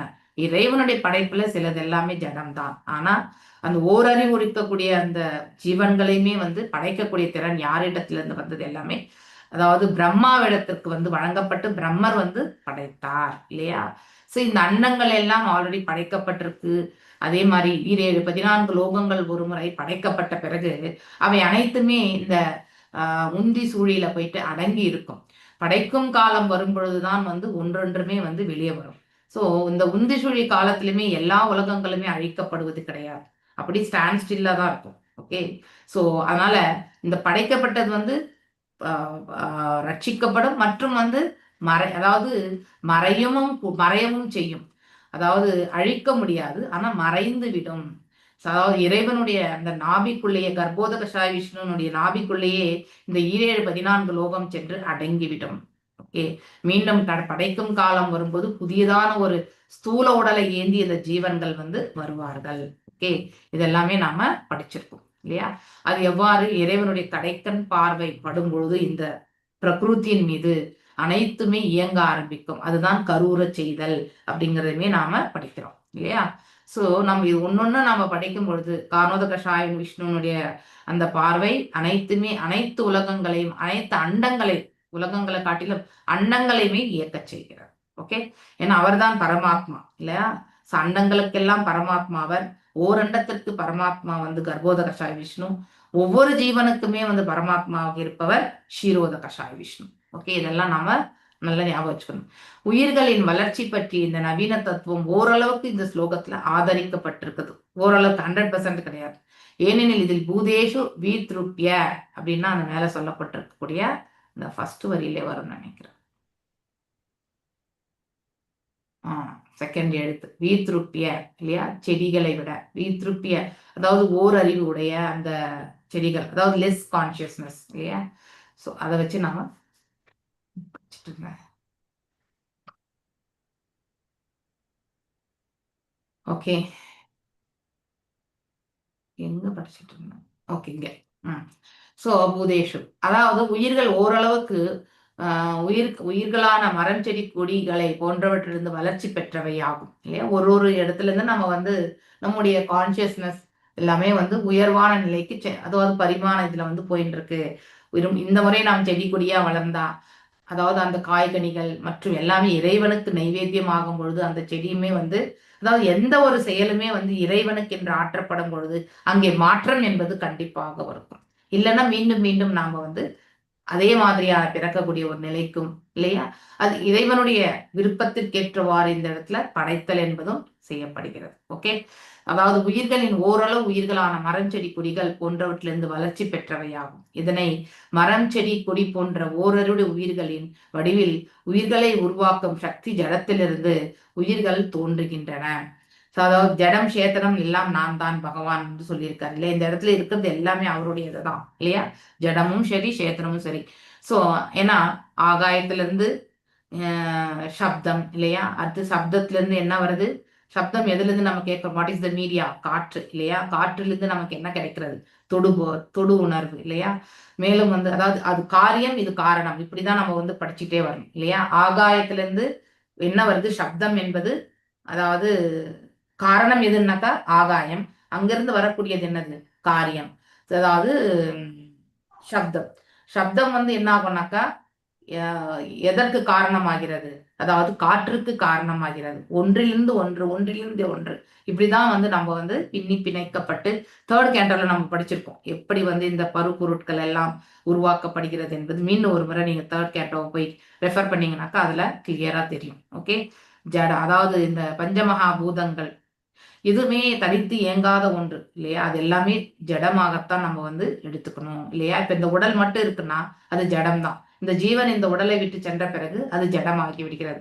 தனித்து இயங்குமா? கண்டிப்பா கிடையாது. இந்த ஜீவன் இருக்கிறது. அந்த ஜீவனமே வந்து யாருடைய கிருபையால் இயங்கிக் கொண்டிருக்கிறது? அதாவது பரமாத்மாவுடைய கிருபையால் இயங்கிக் கொண்டிருக்கிறது. சோ இது மிக உயர்ந்த ஸ்தானம் யாரு? பரமாத்மா. அதற்கடுத்து ஜீவன், அதுக்கு அடுத்துதான் இந்த உடல். ஓகே.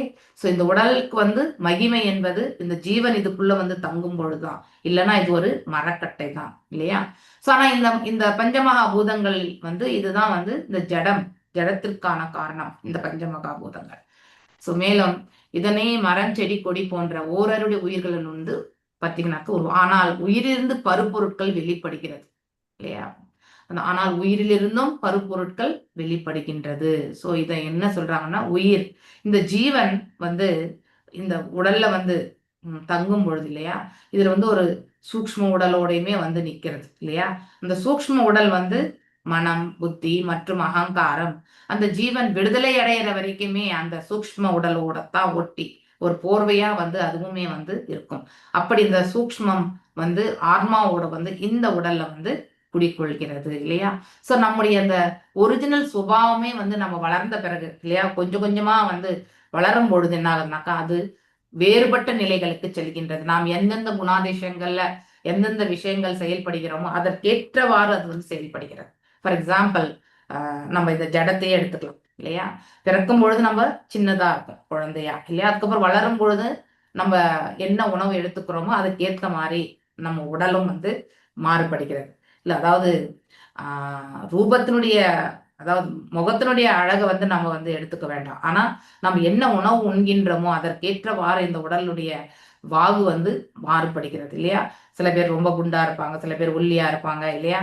சில பேர் வந்து வந்து பாத்தீங்கன்னாக்கா மீடியமா இருப்பாங்க. இப்படி ஒன்னொண்ணுமே வந்து மாற்றத்திற்கு வந்து இந்த ஜடத்திலையுமே வந்து மாற்றம் என்பது பாத்தீங்கன்னாக்கா வேறுபடுகிறது இல்லையா? சோ இந்த பருப்பொருள் வந்து வெளிப்படுகின்றது.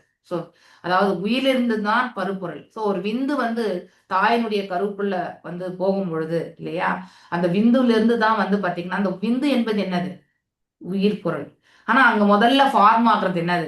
7 திங்கள் வரைக்குமே வந்து உணர்வு என்பது இருக்காது. அதாவது உயிரினுடைய உணர்வு என்பது இருக்காது. 7வது திங்கள்ல தான் அந்த ஆன்மா வந்து செயல்பட ஆரம்பிக்கும் இல்லையா?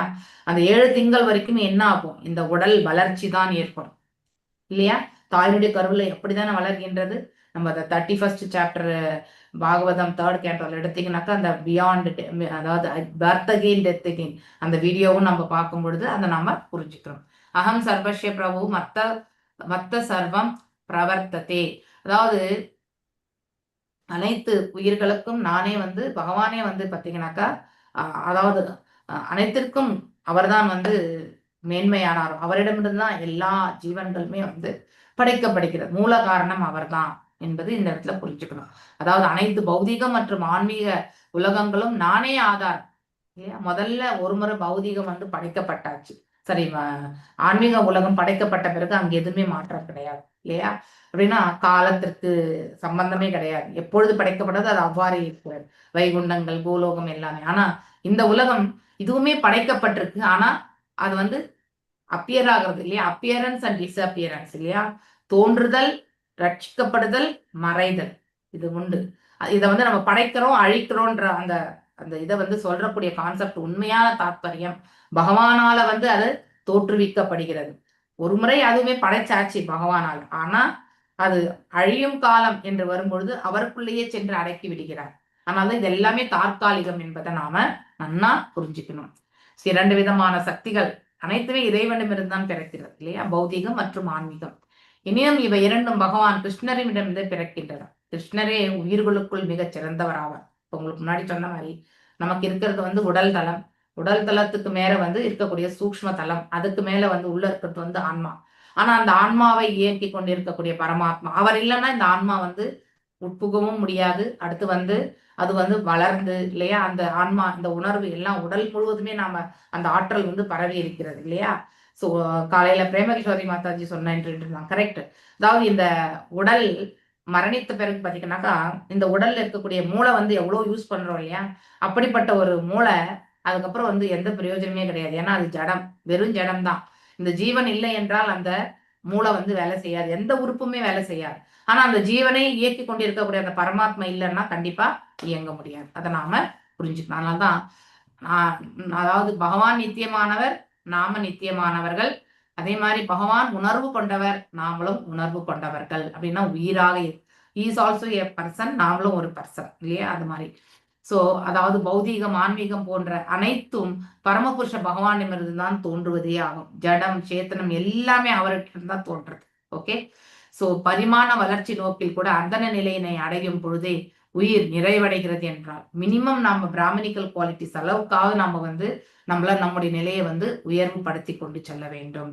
பரபிரம்மத்தினை அந்தணர்கள் வழிபடுகின்றனர் இல்லையா? பகவானை வழிபடுகின்றனர். சோ பரபிரம்மம் அந்தணர்களை வழிபடுகிறது. சோ அதாவது ஏன் இத மாதிரி சொல்லியிருக்காருன்னா, அவர்கள் பகவானுக்கு திருத்தொண்டு புரிகிறார்கள். அதனால பகவானுமே வந்து ஆனந்தம் கொண்டு பார்த்தீங்கன்னாக்கா அவர்களுக்கான வரங்களை எல்லாம் வாழி வணங்குகிறார். அவர்களுக்குமே அவர் சேவகன் ஆகிறார் இல்லையா? அதனால்தான் அவர்களை அதாவது உயர்வான ஒரு ஸ்தானத்துல வச்சிருக்காரு பகவான். ஓகே. பிகாஸ் அத்தகைய ஆத்மாக்களுடைய அவங்களுடைய செயல்களால தான் இந்த பிரபஞ்சத்திற்கே நன்மை பயக்கப்படுகிறது. அதனால பகவானால புகழப்படக்கூடியவர்கள், பகவானால போற்றப்படுபவர்கள் கூட எடுத்துட்டாக்கா வைஷ்ணவர்கள் தான் அப்படிங்கறத வந்து அவர்களுக்கு கொடுத்திருக்கக்கூடிய ஸ்தானம் வந்து யாருக்குமே கிடையாது. அப்படி பாத்தீங்கன்னாக்கா அர்ஜுனா பீங் கிரேட் வைஷ்ணவா, அவர் அந்த ரதத்துல அமர்ந்து வந்து போர் புரிந்தார் இல்லையா? நின்று போர் புரிந்தார். ஆனா ரத சாரதியாக யார் செயல்பட்டார்? அந்த இடத்துல பகவான் செயல்பட்டார். ஓகே. சோ அதனால நம்ம வந்து அதுலயுமே தாத்திருப்பம் நிறைய இருக்கு. ஆனா அனைத்துமே அவர் கைக்குள்ளதான் அடக்கம் பகவானுக்கு. ஆனா அந்த இடத்துல அவர் ஏற்றிருக்கக்கூடிய கதாபாத்திரம் என்ன? அதாவது ஒரு சூத்ர நிலைக்கு, அதாவது சூத்ர பாத்திரத்துல, ஏன்னா சூத்ரர்கள் தான் ரத தேரை ஓட்டுவாங்க இல்லையா? அதனால கர்ணன் எப்பவுமே சூதபுத்திரன் சொல்லுவாங்க இல்லையா? ஆனா பகவான் அந்த நிலையை கண்டு அவர் வந்து அதாவது எதுவுமே அவர் அதை பத்தி எதுவுமே அவர் வந்து வருத்தப்படலை. ஏன்னா ஹீ இஸ் ஆல்வேஸ் ரிஜாய்சிங் இல்லையா? சோ அதாவது பக்தர்கள் தனக்கு தொண்டு பண்ணும் பொழுது அவங்களுடைய நன்மைக்கானது என்றது அந்த ஆனந்தத்துல தன்னுடைய பக்தர்கள் மேன்மையான ஒரு எம்பவர்மெண்ட் எல்லாம் கொடுத்து அவங்கள வந்து ஒரு நல்ல ஒரு காரியத்திற்காக உபயோகப்படுத்தும் பொழுது அவருமே அந்த இடத்துல வந்து எந்த நிலையிலிருந்துமே வந்து அவர் எந்த கதாபாத்திரத்தை ஏற்றாலும் அந்த கதாபாத்திரத்திற்குரிய செயல்ல வந்து ரொம்ப அற்புதமாக வந்து பகவான் வந்து செயல்படுத்துகிறார். சோ அதனால்தான் இந்த இடத்துல அந்தணர்களை வழிபடுகிறார் அப்படிங்கிறது வந்து சொல்லப்படுவதற்கான காரணம் அதுதான். அதாவது பக்தன் பரமபுருஷ பகவானுக்கு கீழ்நிலையில் இருக்கின்றான், அதுதான் உண்மை. பகவானோ தனது பக்தன் திருப்தியில் நாட்டமுடையவராக இருக்கின்றார். பக்தன் திருப்தி கொண்டா பகவான் இன்னும் ஆனந்தம் கொள்கிறார். சோ ஒரு அந்தணன் த்விஜ தேவன் எனப்படுவான் இல்லையா? பகவானோ த்விஜ தேவன் ஆவார். அவர் ஆல்ரெடி அவரு அந்த நிலையில இருக்கார். ஆனா ஒரு அந்தணர் அந்த நிலைக்கு போகும் பொழுது அவர் வந்து அந்த தேவ நிலையை வந்து அடைகிறார் என்று சொல்லப்பட்டிருக்கு.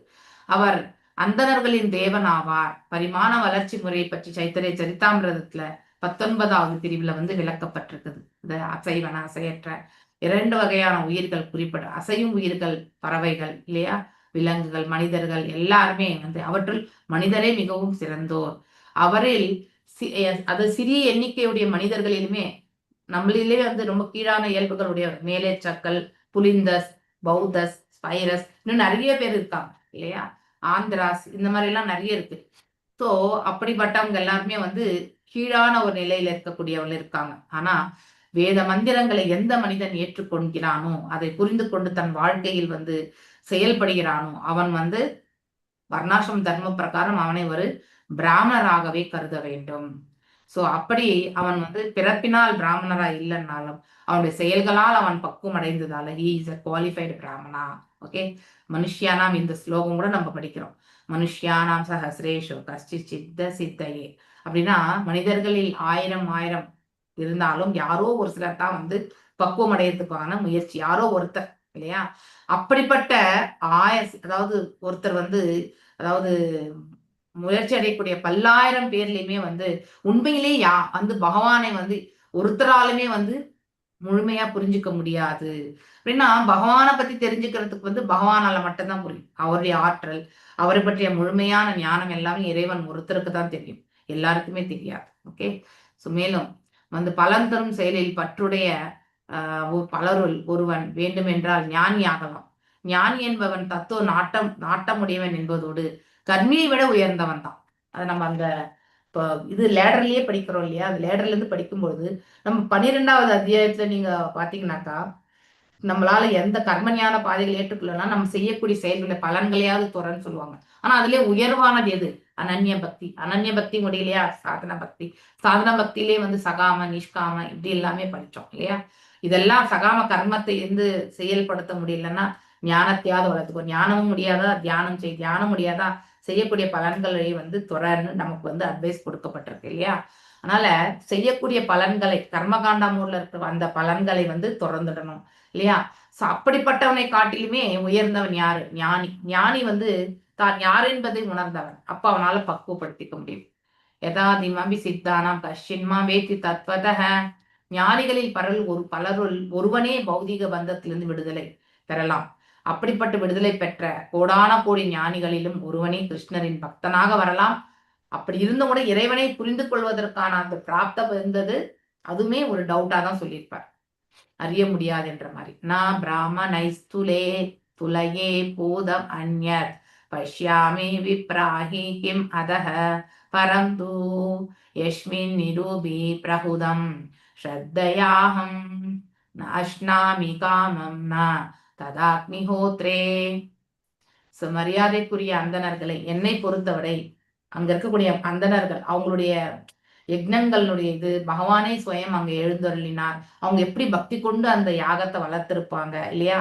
அந்த ஒரு குவாலிட்டிஸை வந்து பாத்தீங்கன்னாக்கா பகவான் நம்ம எல்லாருமே ஒரு பக்தி பண்ணும் பொழுது சிறிய தவறுகளோட இருக்கலாம், இல்ல பௌதிக ஆசையினால கூட நம்ம ஏதாவது வேண்டி இருக்கலாம். ஆனா நம்ம பெரிய அளவுல வந்து அனன்ய பக்தியிலேயே நம்ம போயிட்டு இருந்தோம்னு வச்சுக்கோங்களேன், அப்ப பகவான் இந்த சிறிய அளவுல இருக்கக்கூடிய ஆசையை வந்து அதையுமே பூர்த்தி செய்துடுவார். அங்க இருக்கக்கூடிய நம்முடைய உயர்வான குவாலிட்டிஸ் மட்டும்தான் பகவான் பார்ப்பார். அதனால நாமளும் என்ன கத்துக்கணும்? அடுத்தவங்க கிட்ட இருக்கக்கூடிய உயர்வான குணாதிசயங்களை மட்டும் நம்ம தெரிஞ்சுக்கிறதுக்கு முயற்சி பண்ணணும். ஒருத்தர் எல்லார்கிட்டயுமே தவறுகள் என்பது உண்டு. ஆனா அந்த ஹையர் குவாலிட்டிஸை வந்து நாம கண்டிப்பா ரெகக்னைஸ் பண்ணணும். அடுத்து வந்து அதை நாமளுமே வந்து நம்ம கிட்ட இல்லைன்னா அதை பரிபாலிக்கிறதுக்காவது நம்ம முயற்சி பண்ணணும். ஓகே, என்னை பொறுத்தவரை அந்தணர்கள் இணையாகவோ அல்லது உயர்வாகவோ இல்லவங்களுக்கு யாருமே கிடையாது. ஏன்னா they know about the supreme இல்லையா? ஸோ என்ன செய்யணும்ன்றது வந்து அவங்களுக்கு நல்லாவே தெரியும். அவர்களோடு ஒப்பிடக்கூடியவர்களை இதுவரை நான் யாரையும் கருதவில்லை. இந்த இடத்துல அந்தணர் என்பது இறைவனையே வர செய்யக்கூடிய அந்த கெப்பாசிட்டி வந்து ஒரு வைஷ்ணவருக்கு மட்டும்தான் உண்டு. ஸோ பிராமணிக்கல் குவாலிட்டிஸோட இன்க்ளூசிவா இருக்கக்கூடிய, ஸோ அதுதான் இந்த இடத்துல ஒரு பக்தனை வந்து புகழக்கூடிய நிலையில இந்த இடத்துல பார்க்கிறோம். எனது நோக்கத்தினை அறிந்து கொண்டிருப்போர் வேத நெறிகளுக்கு ஏற்ப சடங்குகளை செய்து முடித்த பின்னர் ஓர் அந்தனின் வாயின் மூலமாக பக்தியுடனும் அன்புடன் எனக்கு உணவுப் பொருட்களை நிவேதனம் செய்கின்றனர். இங்கேயும் சொல்லியிருக்காங்க இல்லையா? இவ்வாறு உணவு அளிக்கப்படும் போது நான் அதை முழு திருப்தியுடன் உண்கின்றேன். ஸோ நம்ம கோயில் எல்லாமே வந்து பிராமணர்களுக்கு ஏன் முதல்ல கொடுக்குறாங்கன்னா, அவர்கள் வயிறார வந்து சாப்பிட்ட பிறகு இல்ல திருப்தி கொள்ளும் பொழுது பகவானமே திருப்தி கொள்கிறார் இல்லையா? இவ்வாறு உணவு அளிக்கப்படும் பொழுது நான் அதை முழு திருப்தியுடன் ஏற்கின்றேன்னு சொல்லிட்டேன். அவர்கள் ஸ்வீகரித்தாலும் உண்மையிலே பகவான் அதை ஸ்வீகரிக்கிறார் என்று அர்த்தம். உண்மையில் வேள்வித்தீயில் அர்ப்பணிக்கப்படும் உணவுப் பொருட்களை காட்டிலும் அங்க எல்லாமே நம்ம ஒரு பட்டு சேரீ கூட நம்ம போடலாம் வேள்வித்தீயில. இவ்வழியில் அளிக்கப்படும் உணவிலிருந்து நான் மிகுந்த இன்மை அடைகிறேன். சிம்பிளா இதுல இருந்து நமக்கு தெரியாது பகவான் ரொம்ப சிம்பிளா இருக்கிறத பத்தி தான் வந்து எடுத்துரைக்கிறார் இல்லையா? ஆனா நம்ம ரொம்ப டைல்யூட் பண்ணக்கூடாதுன்றதுக்காக தான் இந்த நியமங்கள் எல்லாமே வந்து கொண்டு வரப்பட்டது இல்லையா? பகவான் சிம்பிள் தானே, பத்திரம் புஷ்பம் பழம் தோயம் இது வச்சாலே போறோம்னு சொல்லிட்டு. ஆனா அங்கே நம்முடைய பாவத்துல வந்து ரிச்னஸ் காட்டியிருக்கணும், அதை நம்ம காட்ட மாட்டோம் இல்லையா? அதனாலதான் இதெல்லாம் உபயோகப்படுத்தி செய்யும் பொழுதாவது நம்ம வந்து அதையெல்லாம் எண்ணி பகவானுக்கு செய்யறோன்ற அந்த மனசு வரும். அப்ப நம்முடைய பக்தியும் பக்குவம் அடையறதுக்கான ஒரு வாய்ப்பு கிடைக்கிறது இல்லையா? வேத முறையின்படி வேள்வி சடங்குகள் நிறைவு பெற்றவுடன் அர்ப்பணிக்கப்பட்ட உணவினை உண்பதற்கு அந்தணர்கள் அழைக்கப்படுகின்றனர். முதல்ல அவங்களுக்கு தான் அந்தணர்கள் உணவு உண்டால் அது பகவான் உண்டதாக என்று கருதுவர். ஆகையினால் தகுதி வாய்ந்த அந்தணர்களோடு ஒப்பிடக்கூடியவர்கள் எவருமே கிடையாது. That is here the Brahmana is by default a Vaishnava இந்த இடத்துல. ஓகே, பரிணாம வளர்ச்சியின் நிறைவு என்பது எவல்யூஷன் அந்தன நிலையினை அடைவதில் இருக்கிறது. ஸோ நம்ம எல்லாருமே அந்த குவாலிஃபிகேஷன் இருக்கா இல்லையான்றது வந்து குருவுக்கும் பகவானுக்கு தான் தெரியும். ஆனா அட்லீஸ்ட் நாம தெரிஞ்சின்ற பிறகு அந்த குவாலிட்டிஸை வந்து நாம அக்வயர் பண்ணிக்கிறோம் இல்லையா?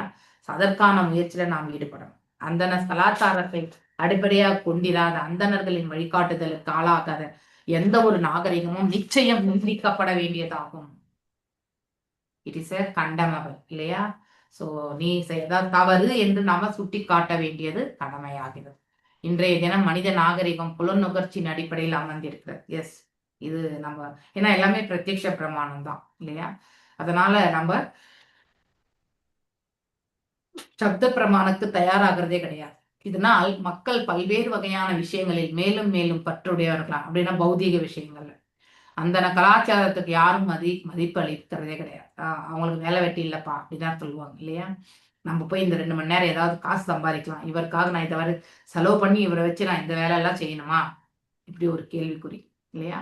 ஏன்னா முக்கியத்துவம் எதுக்கு? இதெல்லாம் தான் உக்ர கர்மம் என்று சொல்லப்படும் இல்லையா? அதாவது உக்ர கர்மம் என்பது என்ன பார்த்தீங்கன்னாக்கா அடர்ந்த, அதாவது பலன் தரக்கூடிய செயல்களுக்காக ஆற்றக்கூடிய கர்மங்கள். ஓகே, ஸோ அந்த கர்மங்கள் நமக்கு வீழ்ச்சியை தான் கொடுக்கும். உக்ர karma, I think one of the செஷன்ஸ்ல ஸ்ரீலா பிரபுபாதர் அதை ரொம்ப அழகா ப்ரொனவுன்ஸ் பண்ணும், உக்ர கர்மா.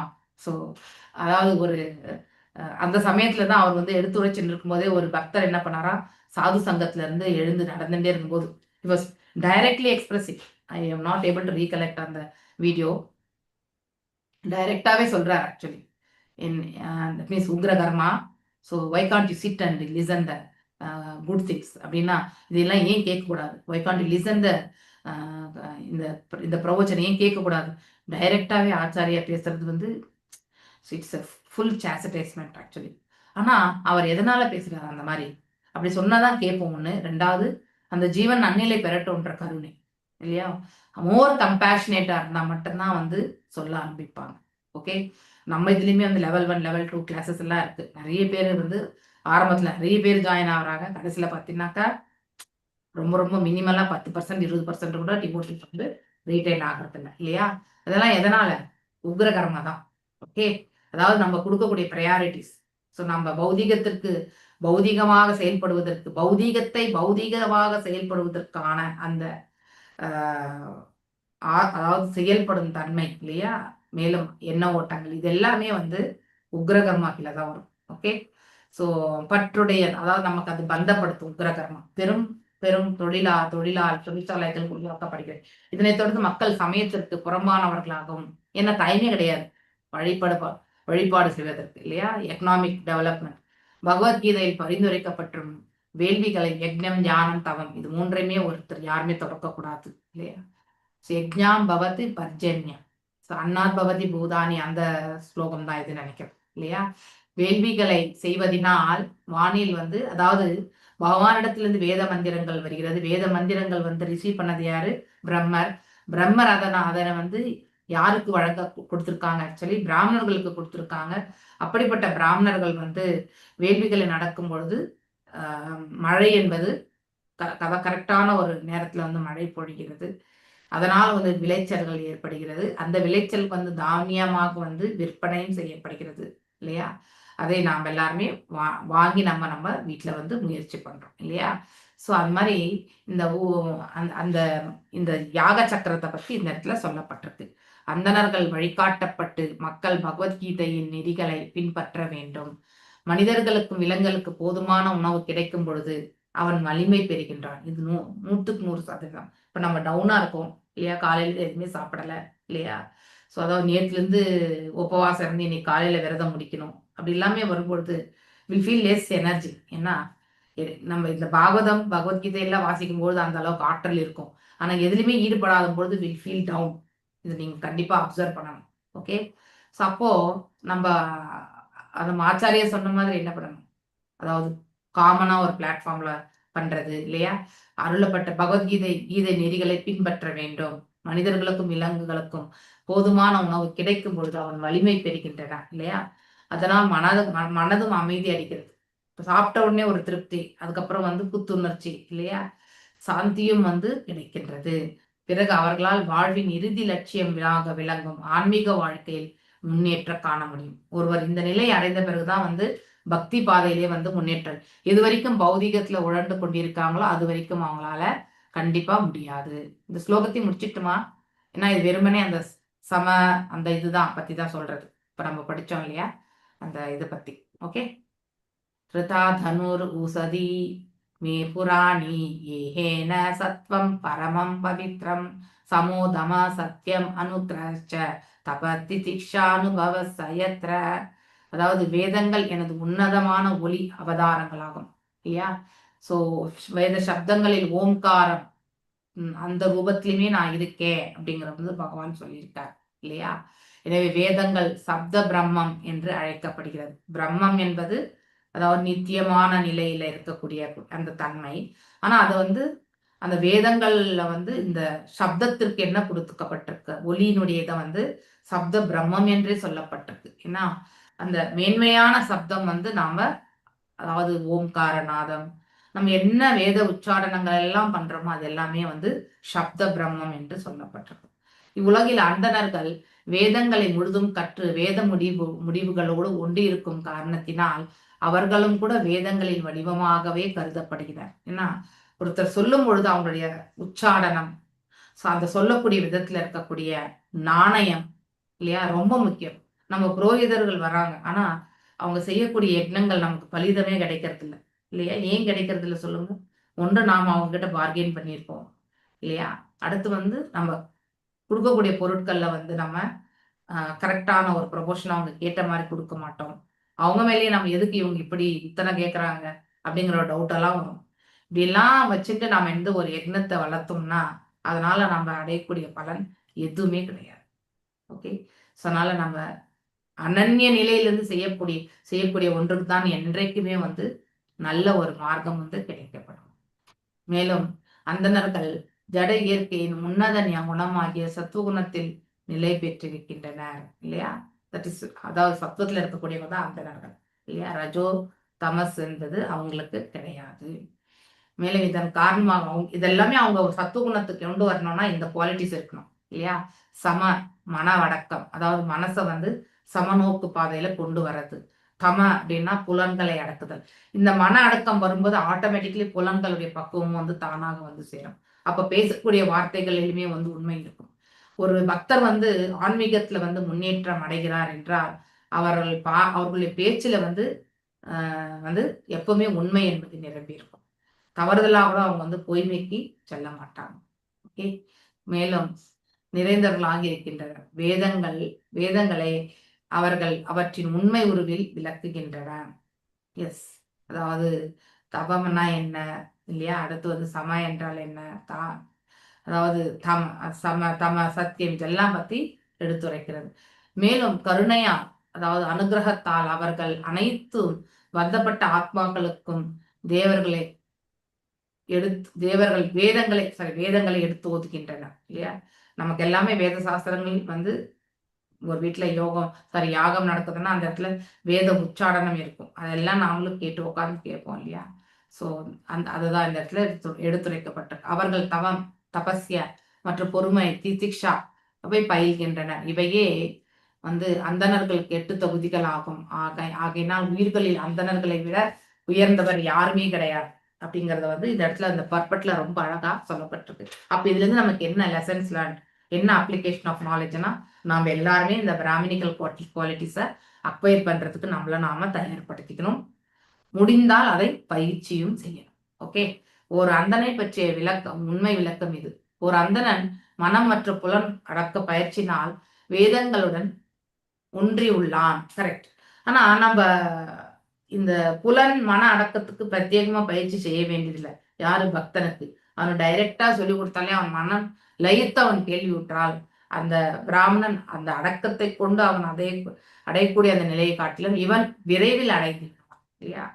ஸோ ஹர்வஸ்ய சாகம் இது சன்னிவிஷ்டோ மத்த ஸ்மிருதி ஞானம் அபோகனம் வேதைச்ச சர்வை இல்லையா. அதாவது கற்பதினால் இல்லையா ஒருவன் கிருஷ்ண பகவானின் உன்னத நிலையை புரிந்து கொள்ள வேண்டும். ஸோ ஒருத்தர் வந்து இந்த தத்துவதர்ஷி நிலையில இப்ப நாம் எல்லாரும் சாதாரண இந்த பௌதிக கண்களை கொண்டு எல்லா வஸ்துக்களையுமே பார்க்கிறோம் இல்லையா. அது போல இந்த உண்மையை கண்டவர்கள் தத்துவதர்ஷிகள் அவங்களால வந்து இந்த உலகத்துல அதாவது இந்த உலகத்தை விட்டு நீங்கிறது வந்து நம்ம எந்த உலகத்துக்கு போறோம்னு தெரியாது. ஆனா இந்த உடல்ல இருக்கும் பொழுது கூட அவங்களால வந்து அந்த உலகத்துல இருக்கக்கூடிய நிலையை வந்து உணர முடியும். ஸோ பார்க்க முடியும், தரிசனம் பெற முடியும். அதனால தத்துவதர்ஷி அப்படின்னு சொல்லப்படுவது. ஓகே. கிருஷ்ணரும் இல்லாமையினால் இந்த உலகம் மும்முனை துன்பங்கள் ஆத்தியாத்மிகம், ஆதி பௌத்திகம், ஆதி தெய்வீகம் இதுல வந்து நாம உழண்டு கொண்டுதான் இருப்போம். மேலும் ஒரு அந்தணன் மக்கள் மீது இரக்கம் கொண்டு இல்லையா அவர்களை உயர்த்துவதற்காக அவர்களிடம் கிருஷ்ண பக்தரே மக்கள் அதாவது கிருஷ்ண பக்தரே சாரி கிருஷ்ண உணர்வினை அறிவுறுத்த வேண்டும். முழு முதற் கடவுளான ஸ்ரீ கிருஷ்ணரே மக்களுக்கு ஆன்மீக வாழ்வின் முக்கியத்துவத்தை பற்றி கற்பிப்பதற்காக அவரை ஸ்வயம் இறங்கி வரார் இல்லையா சில காலகட்டங்கள். சோ ஆனா ஒரு காலகட்டம் ஒரு யுகத்திற்கு என்று நீங்க எடுத்துக்கொள்ளும் பொழுது பகவான் அந்த பர்டிகுலர் சைக்கிள்ல வந்து ஒரு முறை மட்டும் தான் வருவார். இந்த 14 மனுக்கள்ல ஒரே ஒரு முறை வந்து கிருஷ்ண அவதாரம், ஒரு முறை ராம அவதாரம், இப்படி வந்து நம்ம பார்த்திருக்கக்கூடிய அனைத்துமே வந்து ரிப்பீட் ஆகும். ஓகே, ஸோ தன்னை சரணடைமாறு அவர்களை மீண்டும் தூண்டும் முயற்சியில் அவர் ஈடுபடுகிறார் இல்லையா. ஸோ கஷ்டமா இருக்கா சரணடை இல்லையா, பகவானத்தில் சரணடை. ஆனா அதற்கான நல் மார்க்கம் என்னன்றதையுமே வந்து பகவான் வந்து கண்டிப்பாக நமக்கு எடுத்துரைப்பார். ஸோ அதாவது சைத்த குருவா இருந்து கொண்டு. ஓகே, இவ்வாறே அந்தணர்களுக்குமே வந்து அந்த எம்பவர்மெண்ட் வந்து பகவான் தான் கொடுக்குறது. ஆனா அது அவருடைய சமர்ப்பணத்தின் பேர்ல இருக்கும். ஓகே, அது ரொம்ப முக்கியம். நம்ம எந்த அளவுக்கு வந்து சமர்ப்பணமாகின்றோம் அதுக்கு ஏற்றவாறு நமக்கு வந்து பகவான் வந்து பலன் அளித்து விடுவார். ஓகே, மேலும் வேத உபதேசங்களுடன் ஒன்றிய பிறகு கட்டுண்ட ஆத்மாக்களை மீட்கும் பரமபுருஷ பகவானின் முயற்சிக்கு அவர்களும் துணை நிற்கின்றனர். யாரு? இந்த அந்தணர்கள் இல்லையா. ஸோ குட் ஆஸ்டாரிட்டிஸ் பண்ணக்கூடிய அந்த அட்வைஸ் இல்லையா, இது எல்லாமே வந்து அவர்கள் வந்து உதவி புரிகிறார்கள்.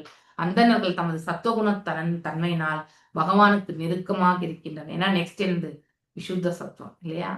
ஸோ சத்துவத்திலே வந்து நிலை கொள்ளும் பொழுது அவ்வாறே வந்து அவர்களுமே வந்து தனது தன்மையினால் பகவானோட சம்பந்தத்தை ஏற்படுத்தியிருப்பாங்க.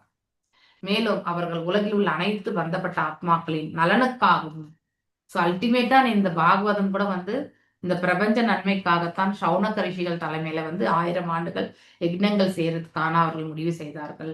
மேலும் சுகதேவ் கோஸ்வாமி கிட்ட இருந்து பரீட்சித் மகாராஜ் கேட்கக்கூடிய கேள்விகளும் வந்து அதுல அடக்கம் தான் இல்லையா. ஏன்னா இவங்க சொன்னது நம்ம அங்க சொல்ல வேண்டாம். அவருக்கே அதாவது உரித்தான அதாவது இது வந்து செயல்கள் உண்டு இல்லையா. ஸோ காமனான இதை வந்து நம்ம எடுத்துட்டாலும் ஓகே. ஸோ அதாவது இந்த பிரபஞ்ச நன்மைக்கானது இல்லையா. பரீட்சித் மகாராஜ் வந்து மரணிக்கும் தருவாயில் இருக்கக்கூடிய ஒரு மனிதனுடைய கடமை என்ன இல்லையா, எப்படிப்பட்ட விஷயங்கள் கேட்கப்பட வேண்டும், எப்படிப்பட்ட விஷயங்கள் கேட்கலாகாது இல்லையா. மேலும் வந்து இந்த பிரபஞ்சத்துல உயிர் வாழக்கூடிய மனிதர்களுடைய அதாவது நலன் எப்படி வந்து வழங்க முடியும், இப்படிப்பட்ட கேள்விகள் எல்லாமே பரீட்சித் மகாராஜ் கேட்கிறார். Vidura also enquires Maitreya rishi in similar manner இல்லையா, 3rd கேண்டல நம்ம படிச்சிருக்கோம். ஸோ அந்த மாதிரி ஒவ்வொருத்தருமே வந்து இந்த பிரபஞ்ச நன்மைக்காக தான் அவர்கள் வந்து செயல்படுகிறார்கள். அதை நாம புரிஞ்சுக்கணும்.